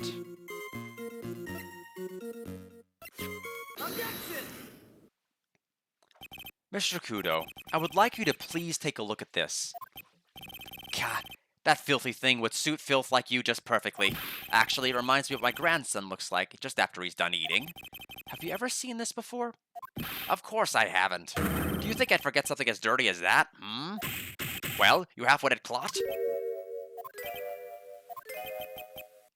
Well, what? What is it? Ever since I said you half-witted clot, there's been an eerie silence in here. Mr. Kudo, this apron is the apron worn by the defendant on the day of the poisoning. And as you just said yourself, you wouldn't forget something like this. Which means, if you had really seen this apron before, yes, you know what I'm getting at. You couldn't have possibly seen the waitress from the front. Oops. Witness, you can't just oops your way out of this. Ha, well, well. Looks like we finally have a genuine trial on our hands. How many cups of coffee are left for Godot? Listen, Wright, here are the facts. On the day of the incident, there was only one waitress in the restaurant. That being the defendant, Miss Maggie Bird. Exactly. And when that one waitress put the poison into the coffee cup, this old guy was watching. I hope you understand the gravity of the situation, Mr. Kudo. The fate of the defendant may rest on what you say you remember seeing. Just tell the court exactly what you saw, Gramps. You can rely on me, Captain. My noggin's in perfect working order. I can't remember a single occasion when I forgot what a burger a customer wanted. He can't remember? More like he messed up so many times he's blocking it out. Very well, let's test just how good your memory and attention to detail is, Mr. Kudo. Tell us what you remember about the victim. About the victim. So, we're going to obviously impeach the music. I guess that his hearing that we just learned about. He was another of those pesky young types wearing a broken pair of spectacles. He had a newspaper in his right hand and the noisy brat kept rustling his pages. The young man was listening to the wireless. I remember that well. Then the serving girl in question brought over the Javicino. The little fidget picked up the cup with his free hand and took a sip. The testimony we have just heard was to test how credible the witness's memory is. It seems to me that he remembers the victim in a great deal of detail. Oh yes, I hate those you-know-what types who are so vague about everything. How are we going to handle this, Nick? We only need to do one thing. We just need to prove that the old man's memory is shot. Just trip him up, you mean? Isn't that kind of cruel? I suppose, but it's what I do best. Be cruel? What? About the victim. He was another of those pesky young types wearing a broken pair of spectacles. Spectacles? Dark glasses to you. One of the lenses was green, but the other was broken. Oh. I think we call those Dragon Ball Scouters. Newfangled rubbish. That's why I remember him so well. He did have some kind of lens over his left eye, but I wouldn't have called it a pair of glasses. He seems to have been wearing some rather modern-looking shades. Perhaps I should take to wearing some and rival Mr. Godot's sharp appearance. We'd better come up with something sharp and quick. Guess I'll wait and see if I should challenge him about the spectacles. He had a newspaper in his right hand, and the noisy brat kept rustling its pages. It is over 9,000. That is very factually accurate. The newspaper was a sports paper, was it? That young hooligan, I nearly asked him, can't you even read without fidgeting? How was I supposed to be able to read the back page with all that rustling going on? I needed to find out if Guts and Brawn retained his championship title. Wait a minute, what? Hold on, whoa. Where was he? He's reading the paper? Was he...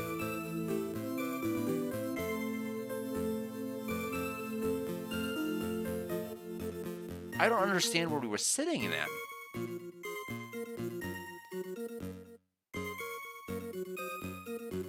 Or standing, or... Because what I'm perplexed by is they said that he's like somewhere on the lower half, parallel, possibly. But how would he have seen the back of the waitress? The kitchen's over there. They're making it sound like that near the cash register, he'd have to be like behind him to read the paper. I guess maybe not if you have like a side profile. I guess you could look. I guess that's what they're going for. I don't know. In any event, it's placing him as being at the table to the opposite side. That's the only way there could have been any possibility of reading the paper from the side. And or some other weird place. He would not be in the back two tables.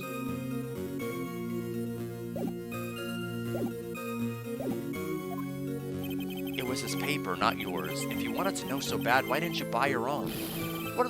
What are looking at me? What? Anyway, it automatically advanced. I couldn't read it. Guts and Braun got beaten yesterday, by the way. Anyway. The young man was listening to the wireless. I remember that well. The wireless? That decadent young rascal. In my day, it was one or the other. Read the paper or listen to the wireless. Oh boy. And using an earpiece. It's selfish, that's what it is. I was straining my ears, but I couldn't catch any of it. Was he that desperate to listen to the radio? What are looking at me like that for? How dare you do that to me, Sonny? Ow, ow. Then the serving girl in question brought over the Javachino. You mean the waitress? Who you only saw from behind, right? You're one of those, are you? You never let anything go, isn't that right? Maybe. What does it matter if I saw from the front or from behind? My eyes don't lie. Ow, ow! I better not push it until I've got some hard evidence. The little fidget picked up the cup with his free hand and took a sip.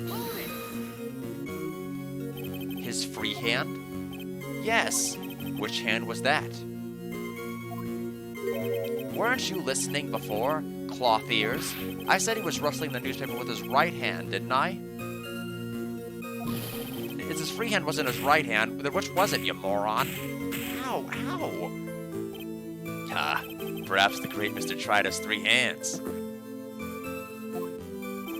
Yeesh, I was only asking. You don't need to gang up on me and treat me like a freak. The whole point of this cross-examination is to establish just one thing. That this old guy's memory has more holes than a slice of Swiss. I guess we just need to find a contradiction in his testimony somewhere. Anything will do, even the smallest detail. We just need one mistake and he's ours. Okay. So I have several thoughts as to what I can do.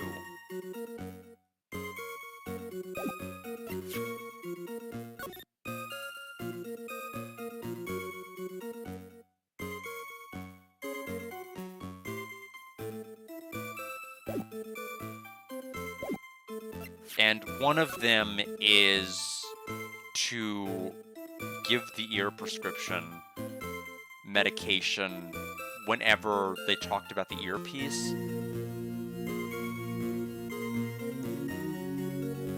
But we're also not, I mean, it's a ruptured eardrum. It doesn't have to be both ears. It could have been out of the other ear. Does the hand matter? I don't think I was given any information. Left eardrum was broken the day before the incident. Oh, that's actually huge. Oh, that's it. The only way he could have seen that is if he was sitting down at the bottom parallel which means he would have only had a view of the left ear. If the left ear is the one that has the earpiece, then that's the contradiction probably in question.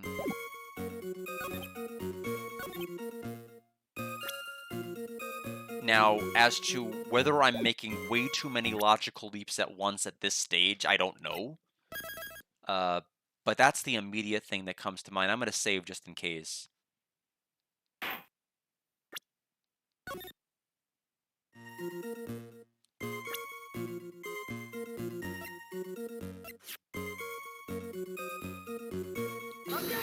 No, huh? Okay.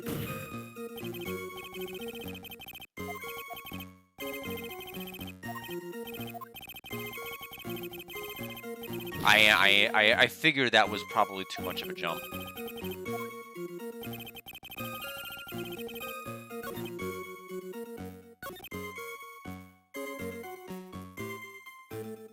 Free hand. So his left hand. Let me check the photo again. I don't feel like I'm utterly stumped. I'm just at all. Okay, so his right hand is the one that's stretched out. So that's the contradiction at the stage, I guess. He had the newspaper in his right hand, so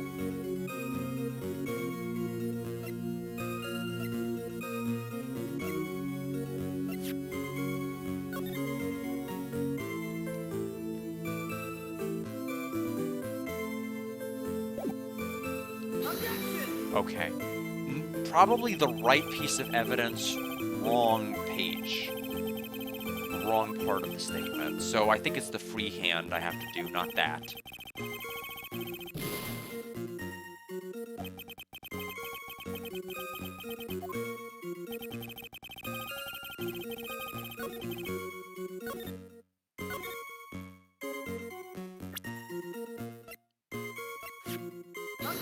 Okay, I have it the other way around. Right train of thought, wrong evidence. It's not the photo that would show the wrong hand. Okay. Let me open up let me reboot it up. I've taken a little too many seeds to the noggin, and I have to get my HP back up. Let me look at the other evidence that's there.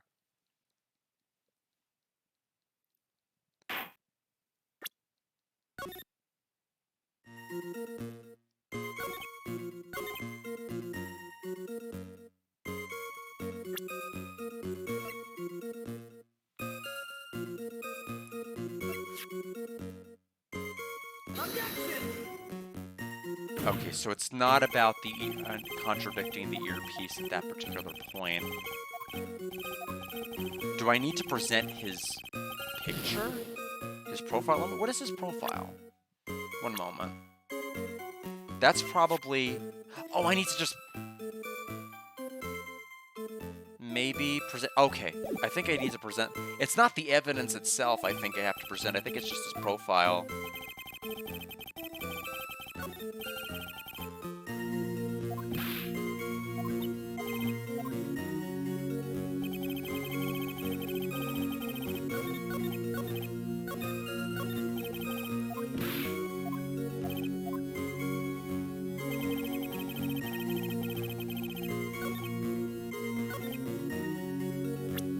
Present the profile of him. I have to keep remembering that that is an option I can do.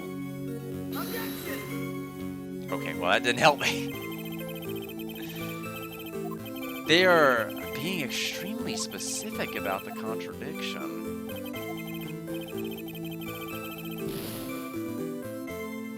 They want.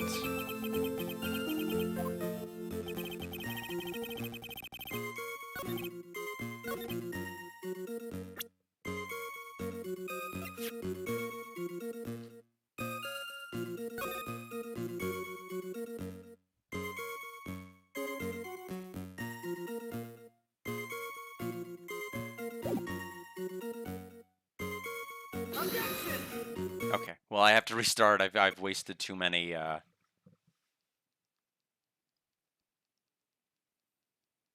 attempts on that go.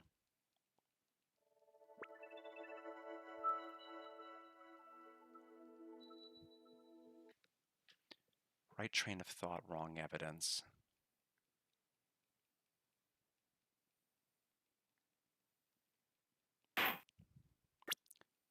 So he's definitely at the bottom right table.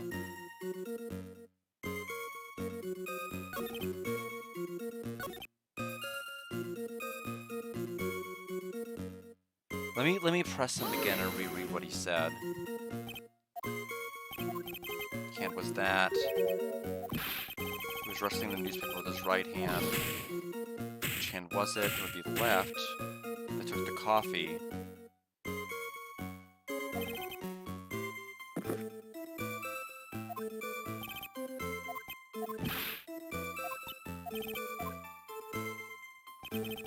I mean, it looks to me like the,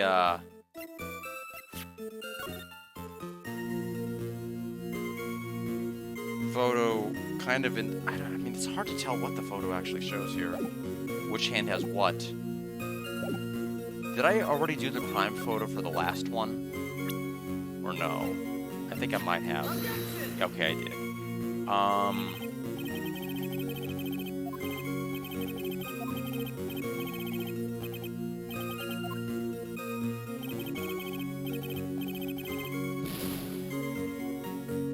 Let me look at every piece of evidence.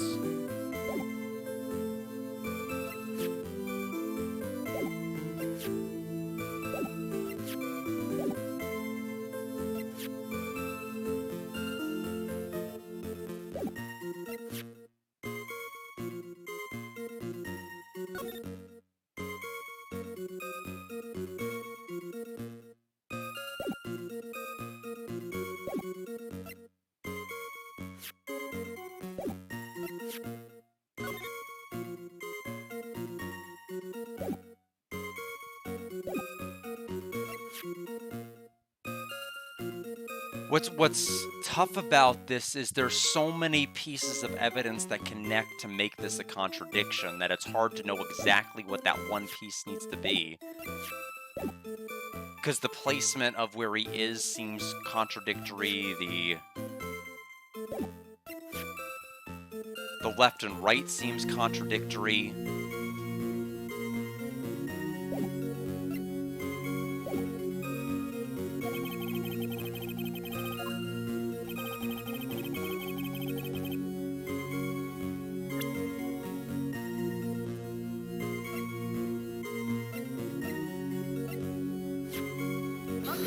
It's not the floor plans.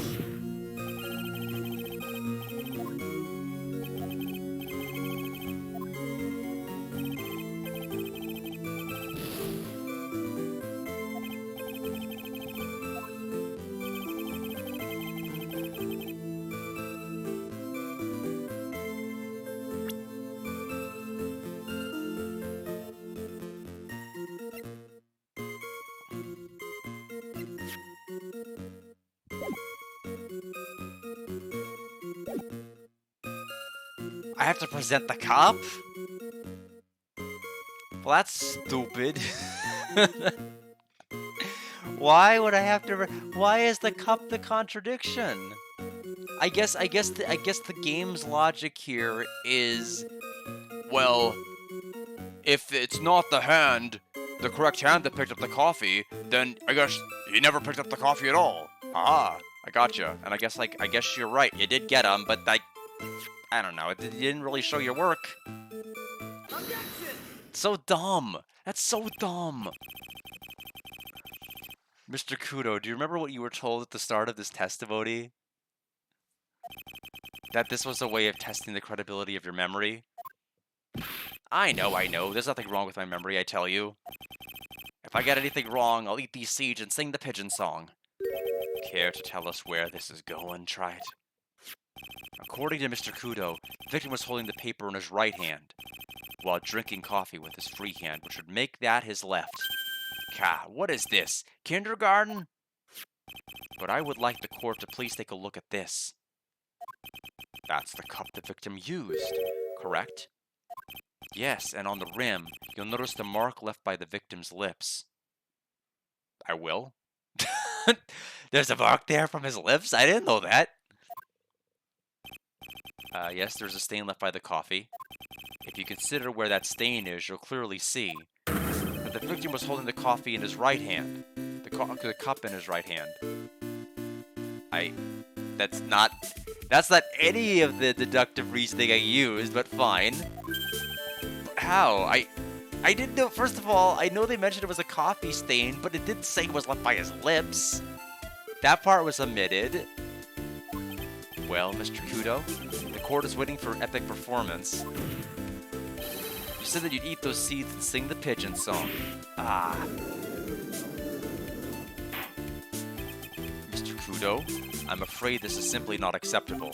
I think the witness had better go back to the park where he came from. Wait! If you think I'm going to stand here and listen to you tell me I'm mad, you're wrong. I don't care about that dirty coffee cup. I know what I saw. You still insist on your testimony? The young brat was holding the cup in his left hand. Oh yes, no question. I'm a good law-abiding citizen, I am. It's that dead young hotbot and you spiky-haired yahoo, who are at fault. Who, me? Thank you, old man. We've heard quite enough from you already. Don't call me old man, old man. Been around for 68 years I have. You can't ignore me. Listen to what I've got to say. I'm sorry, Mr. Kudo, but... Sure, why not hear a little more? Mr. Godot? But this is my 16th cup of coffee, so this is your final stand. Thank you, Captain. You can rely on Victor. Left hand or right hand? The boy was wearing the earpiece on the same side as the green lens of his specs.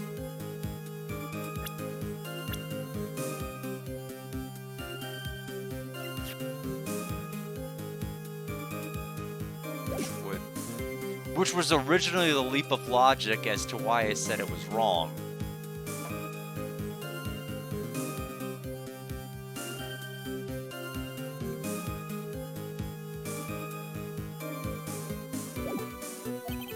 He kept fiddling with it all the time. He was fiddling with it just before he picked up the cup, too. And then he used the same hand to pick up the cup, his left hand. We know that the victim was wearing an unusual monocle over his left eye. It wasn't a monocle, Your Honor. It was a small computer monitor often used by programmers. A monitor? You mean like a television screen? The inside of the lens is a screen that displays computer data. It's called an HMD. It's a common tool in the victim's line of work. HD, TV, DVD, CD, all those newfangled letters drive me mad, but they don't matter. I know what I saw and I'm telling the truth. It's true. He doesn't seem to be lying. And those are the facts, in good old black and white. Left hand or right hand? The boy was wearing that earpiece on the same side of the green lens as the green lens on the specs. So the victim was wearing an HMD? HTD, what does it matter? It was none of them actually, but anyway. And you're sure that he was wearing the earpiece on the same side? No question, I could only see that side of his head from where I was sitting. Yeah, that's pretty obvious if you look at the floor plans. Yeah, that's exactly where I deduced he'd be. From the opposite table, they only have a view of the side of the victim's head. So my previous contradiction is now where I contradict. He kept filling with it all the time. It seems you kept an eye on Mr. Glen Elk. He was getting on my nerves, rustling that newspaper and fiddling with his earpiece all the time, and then he went and made all that fuss dying from one sip of Javachino. I wanted to say to him, calm down, you young brat. Just looking at him made me suddenly speed up my seed eating. I could have choked. So I take it the victim was a walking ball of nervous energy. He was fiddling with it just before he picked up the cup, too. The earpiece you mentioned. Which hand did the victim touch it with? You're one of those people. One of those people who uses his left hand to get things out of his right pocket. Or fastens his left cup with his right hand. And when the tour guide says, on your right side, you'll see the famous blah blah, you're only one who deliberately looks left? Well, are you? No, I didn't mean. Obviously, use the hand on the same side of the body that his earpiece was in. Ow, ow, ow. So if he had the HMD on his left side, then it was his left hand, I guess. And then he used the same hand to pick up the cup. His left hand. You seem very sure of yourself, Mr. Kudo. That's because I know what I saw, no matter what tricks you try and play on me. Looks like he really did see the guy picking up the cup up with his left hand. This is a dead end. Well, Nick, what do you think? I think the guy's telling the truth. But even so, something's not quite right.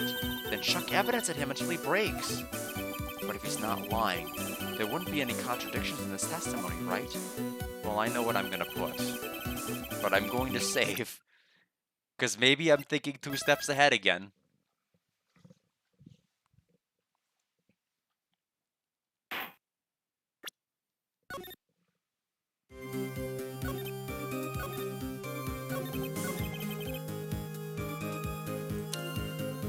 Have we ever had to present on the very, very first line of a witness's testimony? I don't think I've ever. It's always been later. So it makes me think it's not right. But the only thing I can think of is to present the prescription bag and or present his profile. So I'll do both and then probably reload when it finds out, no, this is wrong. We want this other really, really nuanced thing. Oh, okay, I actually got it right. Okay. I'm not sure what the relevance of this is, but... Mr. Kudo, there was something very strange about your observations of the victim. What? You say he was wearing the earpiece on the same side as the HMD. No question, you can lock me up if I'm wrong. It was his left ear, without a doubt. I could only see that side of his head from where I was sitting. I don't think so. What did you say? You're no doubt unaware of this fact, Mr. Kudo, but the victim couldn't hear with his left ear. His eardrum was ruptured. Eh? Traces of medication for his condition were found in his ear canal.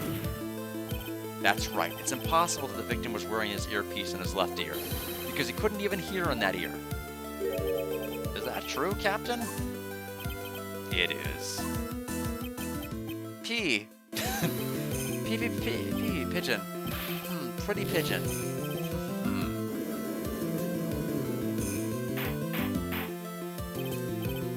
Go men, pigeon. Order.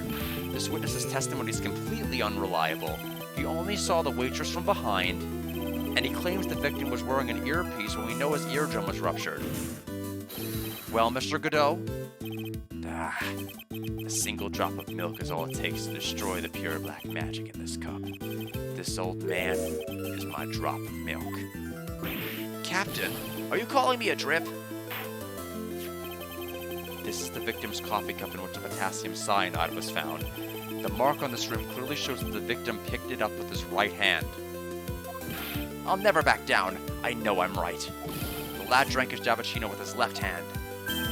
Let me put you out of your misery. Clearly the victim used both hands.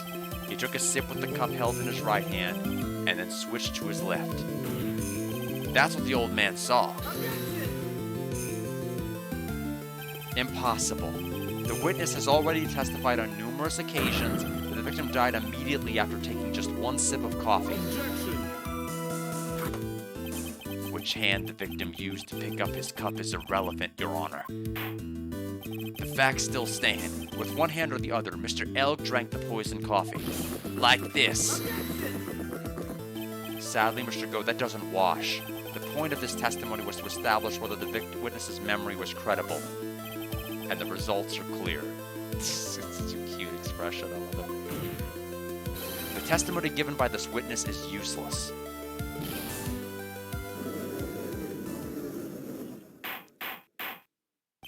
I believe it is time to conclude today's proceedings. I'm satisfied that the witness is not deceiving the court, but to be frank, his testimony is a farce. Did you have to be so frank? Take that, you pompous old fogey.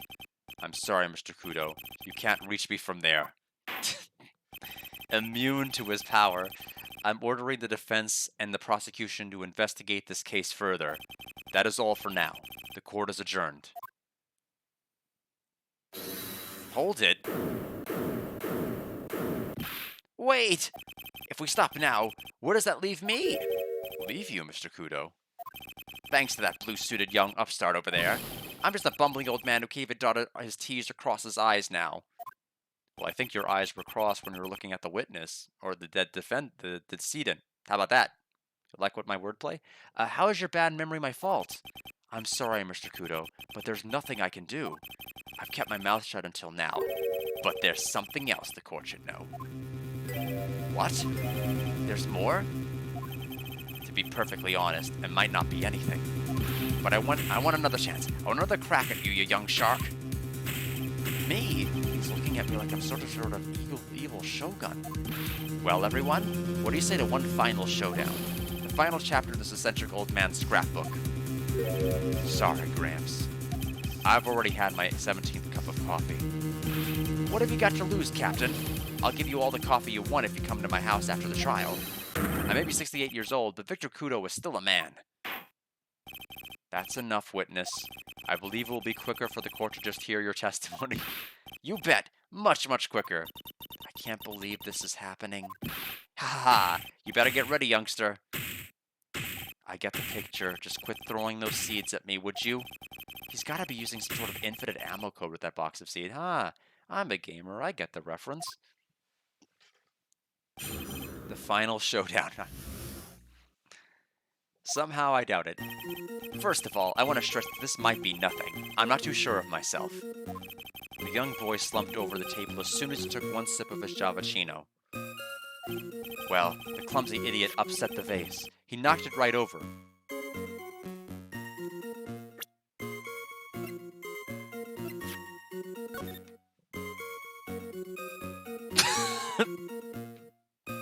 I mean, I've stared at this photo so many times on other occasions, I immediately knew.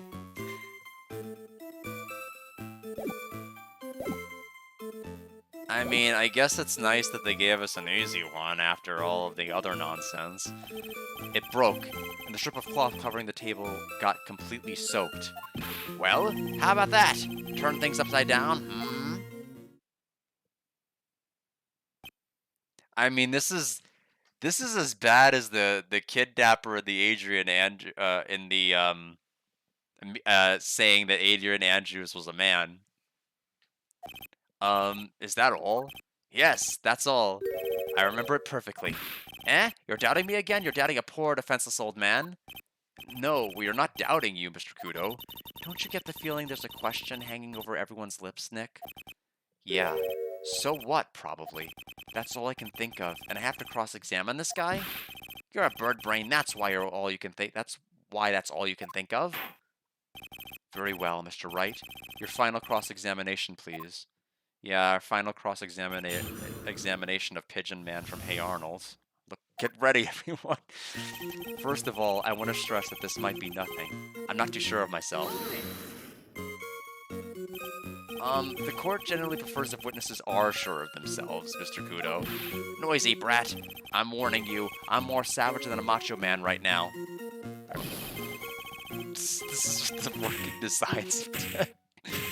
Ow, ow. He's chucking those seeds harder than ever. I better be careful. Come on, Nick. Nail him. The young boy slumped over the table as soon as he took one sip of his Javachino. The court has already heard that testimony, Mr. Kudo. I know that. I was just setting the mood. How else am I supposed to build up the suspense, The suspense? Isn't it enough? Should I work the audience a bit more? No. Please continue, Mr. Kudo, as quickly as possible. All right, now where was I? Ah, yes. The young boy slumped over the table, and... Well, the clumsy idiot upset the vase. He knocked it right over. A vase, you say? Yes. There are vases on all the tables in that place. They're accidents waiting to happen. They're practically begging to be knocked over. Well, he's right about there being vases. I do remember seeing them, too. There was a vase on the table when I ate lunch there. And you saw the moment when the victim actually knocked over the vase? Well, it's hard to say. It's a bit unclear. How do you really define? Okay, I get it. I heard it break, and the sight of it is burned into my memory as clear as day. It broke, and the strip of cloth covering the table got completely soaked. So, I mean, I would have to... I don't... I think it's more clear I present on this one, but let's hear him out. Soaked in water, you mean? Yes, it splashed me on the knee as well. Water on the knee? Oh my goodness. You said that you were sitting at a table across the room from the victim, right? And yet the water still managed to splash onto you? It was cold! I clearly remember it splashing me. Could the water really make it all the way across to the other side of the room? Well, how about that? Turn things upside down. You mean the vase on the victim's table falling upside down and breaking? The vase turned upside down, and my testimony's turning this case upside down. It's a joke. I just wanted everyone to hear it. What do you think, Captain? I'm impressed by your ability to waste time. Godot hasn't raised any objections for a while now.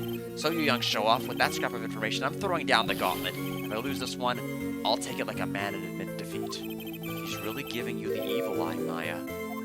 It's you he's looking at, Nick, not me. It's like he's saying, I triple dog dare you to find a contradiction, young'un. I guess I'll just have to rise to the challenge then. Like a phoenix.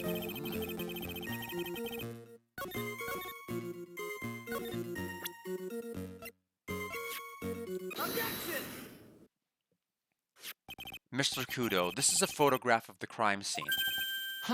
So what? Look carefully at the table. The vase is there, intact. Huh? Lost your tongue, Granddad? I'm no granddad of yours, Hopscotch. Ow! Ow! Enough. If you throw any more seeds in this courtroom, the cleaners will be here all night. Ah! What is it now? I just remembered something. Yes, go on. The broken vase? Ha! It was on my table! What? Ah, well, you see. It startled me when that young lad collapsed, so I stood up. That must have been when it fell over. The vase on my table, I mean. The vase on your table? Ha! Yes, it was on my table. And that's how my groin came to be completely soaked.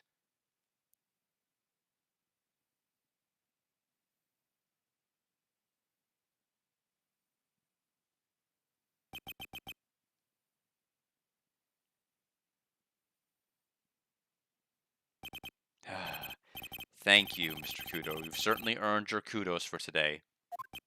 I'd like to ask a question now. Have I been any use at all? Perhaps that's something you should reflect on yourself, Mr. Kudo. Wait a minute. If that's the case, there's more. I've got more to say. Oh, yes. I remember something else. Bailiff, escort the witness out of the courtroom. Wait! Listen to me.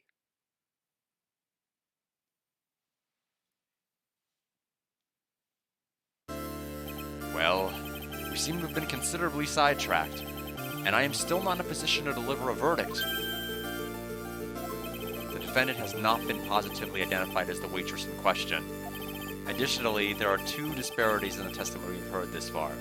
The mark on the coffee cup that the victim supposedly drank from with his left hand. It was not clear that that was from drinking it, so I'm glad they established that later. They were like, oh yeah, they mentioned the stain on it. I remember them clearly saying it, but they didn't say it was like a lipstick stain. Yeah, poor Kudo. Like, he just faded out of existence. That bailiff just, Thanos snapped him. See, that would be a reference this game would make. Just like the infinite ammo. And this earpiece, which was inserted into his left ear, out of which he couldn't hear. Wow, Nick, you did it. I therefore require both the defense and the prosecution to further investigate the facts. Yes, Your Honor. There is one more thing before I call today's session to an end. One more thing, Your Honor? witness we just heard from. He is most insistent that his testimony should be of use. Oh, he dug it out of the trash? So the twist is going to be, obviously, that this person we laughed at, being like, haha, his testimony sidetracked everything. He's going to be the key to the whole damn case. Like, he has to be the key to everything. Like, the thing we didn't know was going to be important. He's going to come back in and he's going to be like, told you I had more. And then we're going to be like, yeah, you know, you were throwing at the pigeons, but we were the ones who were eating crow. Yeah. So he summarized it accordingly into this statement. Okay. You may each have a copy of it if you wish. Whatever. Prosecution doesn't need props like that. Godot's really mad, huh? Yeah, I would be too. Very well. Here you are then, Mr. Wright.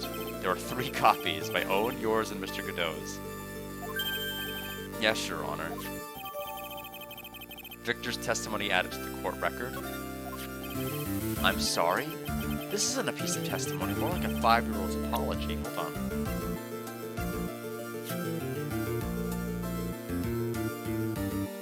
When the incident occurred, I broke the vase at my seat. I'm sorry.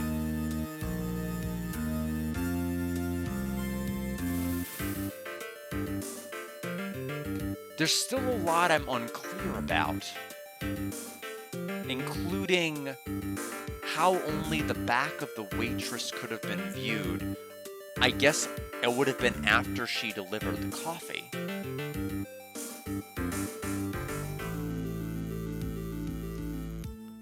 But what's perplexing... Oh, no, I guess... I was going to say what's perplexing to me is that I would have thought, given this old man's behavior, he would have been focused on that outfit the entire time. I guess you could say he was distracted by the sports paper? I don't know. Anyway, I may be looking into things that don't even matter yet. We don't know. I'll file it away in my head and then forget it, like the old man. What the heck are we supposed to do with 3 copies? That is all. This court is adjourned. To be continued. Very good stopping spot. We will obviously come back to this. Clearly, we're going to have another arc of investigation. Although, I don't even know what we're going to investigate. Obviously, we're going to investigate the scene more. You're here? Wait. Nope. Nope, I'm sorry. The old man Kudo, he dragged this out as long as he possibly could for your arrival, Akaru. I'm sorry, but I have hit my limit. Godot was out of coffee. I'm out of tea.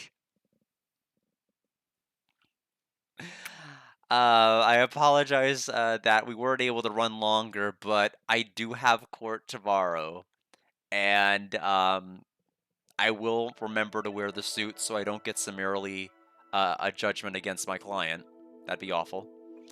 And I will be back on Thursday. My hope is that we'll be able to finish chapter 3. I keep saying chapter. It's really cases more than anything. That will finish case 3. I don't have any hearings on Friday. That's the good news. So there's no reason I can't run long. I appreciate saying that. I wish you could get a courtroom stream. Yeah, given that it's Social Security information and we mention the Social Security number at the beginning of every single hearing, probably wouldn't fly. Probably would not be okay. And there's express written rules about and oral rules about recording. So, sorry. The best you can hope for is Pigeon Man. That's the only court we're going to be able to see. But I appreciate everyone coming over. Sorry about the fact that I got Maggie Bird in prison by not wearing the suit at the very, very beginning of the stream. I will learn from my mistakes, and I will wear the suit next time properly, without forgetting. And see everybody on Thursday. Thanks so much for everybody for stopping by. I'm enjoying this case. I don't know where we're going with it, but it seems pretty good. It seems pretty fun so far.